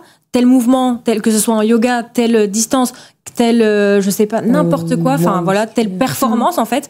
Et ça, c'est une satisfaction personnelle, une victoire presque. Ça booste la confiance en soi. Ça booste la confiance en soi. Ouais, donc on en revient encore sur la santé mentale, mais c'est tellement important pour la confiance en soi. Le sport, c'est, on en parle presque, peut-être, je sais pas si on en parle pas assez ou pas. Moi, j'ai l'impression qu'on en parle pas assez, mais du côté confiance en soi pour le sport, parfois on a l'impression que ça va nous faire baisser notre confiance en soi parce qu'on se dit je suis pas capable de faire ci ou ça. En fait, non, on est capable de faire beaucoup plus de choses que ce qu'on pense. Faut pas écouter les petites voix, je pense. C'est ça. Et puis ça permet de mieux se connaître justement. Au lieu de laisser partir cette petite voix, ça permet de mieux se connaître. Je dirais que c'est un bon exemple d'avoir été accompagnée là quand j'ai pu faire mon année, quand j'avais le temps. C'est vrai que ça a boosté ma confiance en moi parce que je me suis dit que en fait je pouvais suivre une routine, j'en suis capable. Là je serais pas capable de faire autant parce que mon travail, etc. Mais par contre si j'avais le temps, je serais capable. Oui, ça ne dépend pas de ta personne, ça dépend de ton quotidien finalement, je pense. Mais en tout cas, ça m'a montré que j'étais capable alors que je pensais que j'étais vraiment pas sportive, que la salle c'était pas pour moi et tout. Et en fait non, c'est vrai que je suis capable de le faire. Et j'ai vu des progrès. Alors, j'ai pas vu autant de progrès que je voulais, mais bon, j'ai quand même vu des progrès. Je soulevais plus lourd, mes mouvements étaient plus justes, on va dire. Et donc, rien que ça, mine de rien, ça joue beaucoup. Et ça aide à... Enfin, moi, ça m'a fait comprendre... Moi, je m'estime pas comme... D'ailleurs, c'est une question que j'aimerais bien poser. C'est à quel moment on peut s'estimer sportif ou pas? Parce qu'en fait, moi, je suis pas sportive, mais par exemple, cette année-là, je l'ai été. Enfin, peut-être par rapport à d'habitude, peut-être par rapport à ce que tu avais avant. C'est-à-dire, comme tu faisais tu faisais moins de sport, le fait d'en faire régulièrement, rien que le fait de marcher, comme tu disais, déjà, on commence c'est ça. Et puis moi, j'ai essayé quand même pas mal de choses. Genre, j'ai fait de la boxe française, j'ai essayé la danse, j'ai essayé la pole dance. Alors, il y a des choses que j'ai arrêtées, pas parce que je prenais pas de plaisir, mais parce que financièrement, ça peut aussi devenir... ça peut être un frein. Ça peut être un frein. Et dans mon emploi du temps, des fois, il y avait des choses qui étaient dispo que le samedi, je peux pas. Enfin, il y a plein de choses comme ça qui ont fait que j'ai pas tout fait. Mais mine de rien, j'ai quand même essayé pas mal de sport dans ma vie. Et du coup, je me demande à quel moment on peut se qualifier de sportif ou non. C'est propre à chacun, je pense. Est-ce que c'est vraiment important? Non, en fait, c'est ce que j'étais en train de chercher dans ma tête, une réponse là. Mais pour être tout à fait honnête, j'en ai pas à apporter. Je dirais à la limite quand tu bouges régulièrement. Mais enfin, bouger régulièrement, ça veut tout rien dire. Mais c'est ça. En fait, c'est... Du coup, je sais pas comment définir. C'est une question qui m'est venue comme ça. Non, mais tu fais bien. Mais j'ai créé un contenu la dernière fois pour Insta et justement, je disais que je me considère comme une coureuse alors qu'en fait, littéralement, des fois, je cours 30 km dans le mois. Je sais que pour certains, c'est beaucoup. Énorme, hein. Mais pour d'autres, ça va pas être beaucoup. Il y a des mois où c'est 16. Et en fait, je disais dans ce truc, j'ai l'impression quand même d'être une coureuse parce que j'y vais. Parce que tu cours. Du plaisir. Mais juste je cours. Et des fois, ça peut être une fois par semaine. Des fois, c'est toutes les 2 semaines. Mais je sais pas, est-ce que c'est pas aussi un truc dans sa tête de se dire... si c'est motivant, c'est cool. Ouais. Mais en vrai, j'aime pas trop les cases, moi, j'avoue. Je suis pas trop... Enfin, je veux dire... comme t'as envie de te définir comme coureuse, définis-toi comme coureuse. T'as envie de te définir comme sportif. Si tu sens que tu bouges et que c'est un quotidien que t'aimes bien, c'est carrément en soi. Carrément. Si ça peut t'aider de te dire... Oui, voilà. Je pense que c'est ce que je veux dire. J'ai envie de devenir sportive.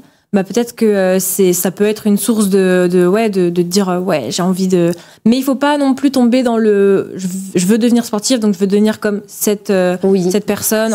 C'est pour ça qu'il faut faire attention à ça. De réponse. Voilà. T'as pas une définition d'un sportif. Je pense que t'as une définition de sportif et sportif de haut niveau en effet. Oui. Du coup c'est bien sûr. Il y a une différence. Clairement. Après entre les, t'es sportif. Je pense à partir du moment où tu bouges. Mais bon regarde, tu marches. Oui. Tous les jours. Moi, je préfère le thé active, tu vois. Ouais, c'est vrai. Je suis assez d'accord, en fait. C'est vrai que c'est... La différence entre actif et sédentaire, finalement, peut-être. Oui, en fait, c'est ça. Voilà. Oui, parce qu'en fait, à la finalité, la sédentarité, alors on en parle beaucoup, mais en vrai, c'est vraiment pas bon pour le corps. Surtout sur le long terme, quoi. On le voit, je pense, les personnes âgées d'aujourd'hui, qui ont beaucoup de problèmes d'arthrose, etc., où on leur a dit de ne plus bouger. Et ça, je pense, même si c'est de la faute de personne, évidemment, mais je pense que ça a été un des plus gros problèmes parce que du coup, elles ont pu bouger. Donc aujourd'hui, le moindre mouvement est atroce. Et il faut redémarrer ce processus-là qui est très long. Et c'est trop dommage parce que vraiment, le mouvement, c'est la vie, quoi. Peu importe comment il est fait, mais c'est vraiment ce qui permet de bouger, quoi, d'être qui on est. Ouais. Et justement, peut-être qu'on peut, ça fait un parallèle avec ce qu'on disait avant, c'est-à-dire, quand on reprend le sport, forcément, on va avoir des courbatures derrière parce que, notre corps, il a un choc, en fait, il est plus habitué.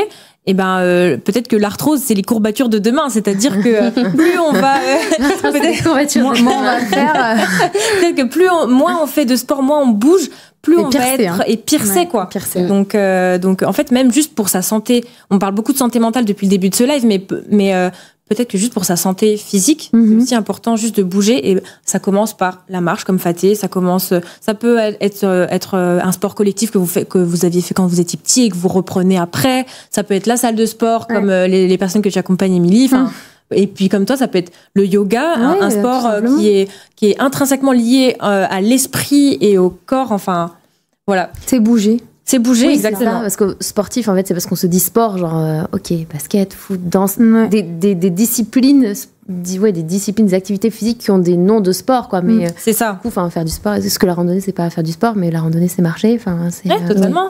C'est de l'activité physique. Du coup, est-ce que.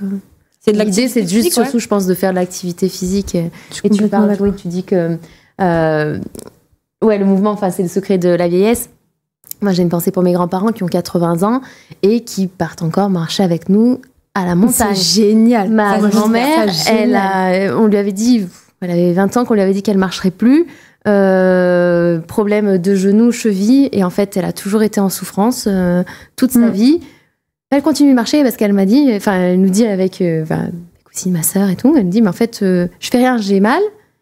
Je marche, j'ai mal, mais du coup, en fait, ça s'empire pas tant, finalement, en fait. Elle ça ralentit le processus de douleur aussi, puis ça réactive parfois. Et mon grand-père, à 80 ans, il marche, bien sûr, un peu plus doucement. Mais en fait, je me dis, 80 ans, aller faire de la randonnée encore. Déjà, il a toujours marché. Je veux dire, il a toujours marché. C'est quelqu'un qui a toujours été en activité en étant routier. Ouais, carrément. En étant routier, mais ça, il faut le préciser aussi. Juste routier, et en fait, juste...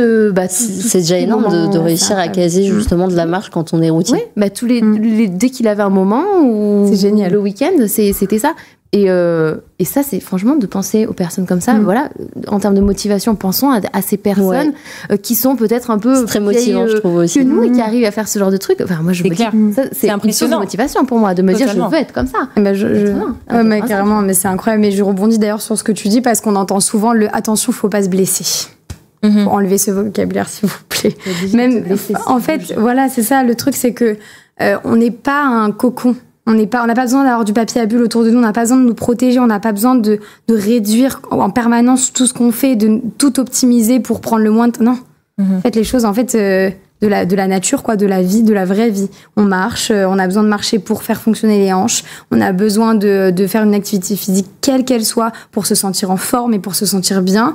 Et au niveau des hormones, c'est physique. Il y a vraiment ce truc-là où on a besoin de bouger. Et quel que soit le sport, d'ailleurs. Donc, voilà. Très bien, merci beaucoup pour toutes ces réponses. En tout cas, est-ce que Camille, tu as peut-être un dernier mot par rapport à la santé mentale, par rapport à ton parcours? Est-ce que tu aurais quelque chose à rajouter avant que je passe doucement à la fin de ce live? Est-ce que tu as un message peut-être? Pourquoi pas un petit message. Ça arrive à tout le monde de pas aller bien. En fait, ça arrive à tout le monde de pas aller bien, de perdre un petit peu espoir et de se dire, mon Dieu, mais en fait, je sais pas où je vais, j'arrive pas à me lever de mon canapé. Encore une fois, je suis professeure de yoga, je suis tombée en dépression en étant professeure de yoga. Je me suis dit, c'est quand même un peu le comble quand même. Mais en fait, juste... je suis pas sportive, je me suis pété les genoux, donc... tu vois, juste, ça arrive à tout le monde. Et des fois aussi, pour les sportifs, un jour, je prends mon exemple du coup, mais avant ma dépression, j'ai eu une tendinite et ça a été super dur parce qu'en fait, je me suis dit, mon corps, c'est mon métier, en fait. J'ai besoin de pratiquer pour pouvoir donner mes enseignements et c'était pas facile. Et du coup, juste courage à toutes les personnes qui vivent un peu ces trucs-là.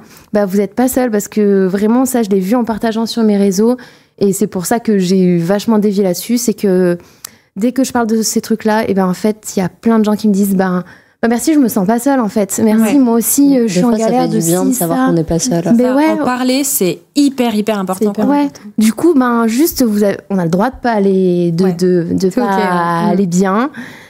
Mais quand même, vous en faites pas, ça va aller. Il faut qu'on s'accroche au fait que ça va aller. Mais voilà, n'hésitez pas à demander de l'aide à des coachs si vous sentez que vous avez besoin de vous mettre en mouvement, à des thérapeutes. Juste voilà, faisons-nous accompagner quand on a besoin et écoutons-nous avant tout. Il n'y a que nous qui pouvons savoir vraiment ce qui se passe dans notre corps et dans notre tête. Donc voilà. Mais bien sûr, bouger, ça fait du bien, bien sûr. Ouais, bouger, totalement. c'est pas facile quand t'as pas d'énergie, c'est pas facile de trouver cette motivation, je trouve, de bouger. Mais Et c'est OK.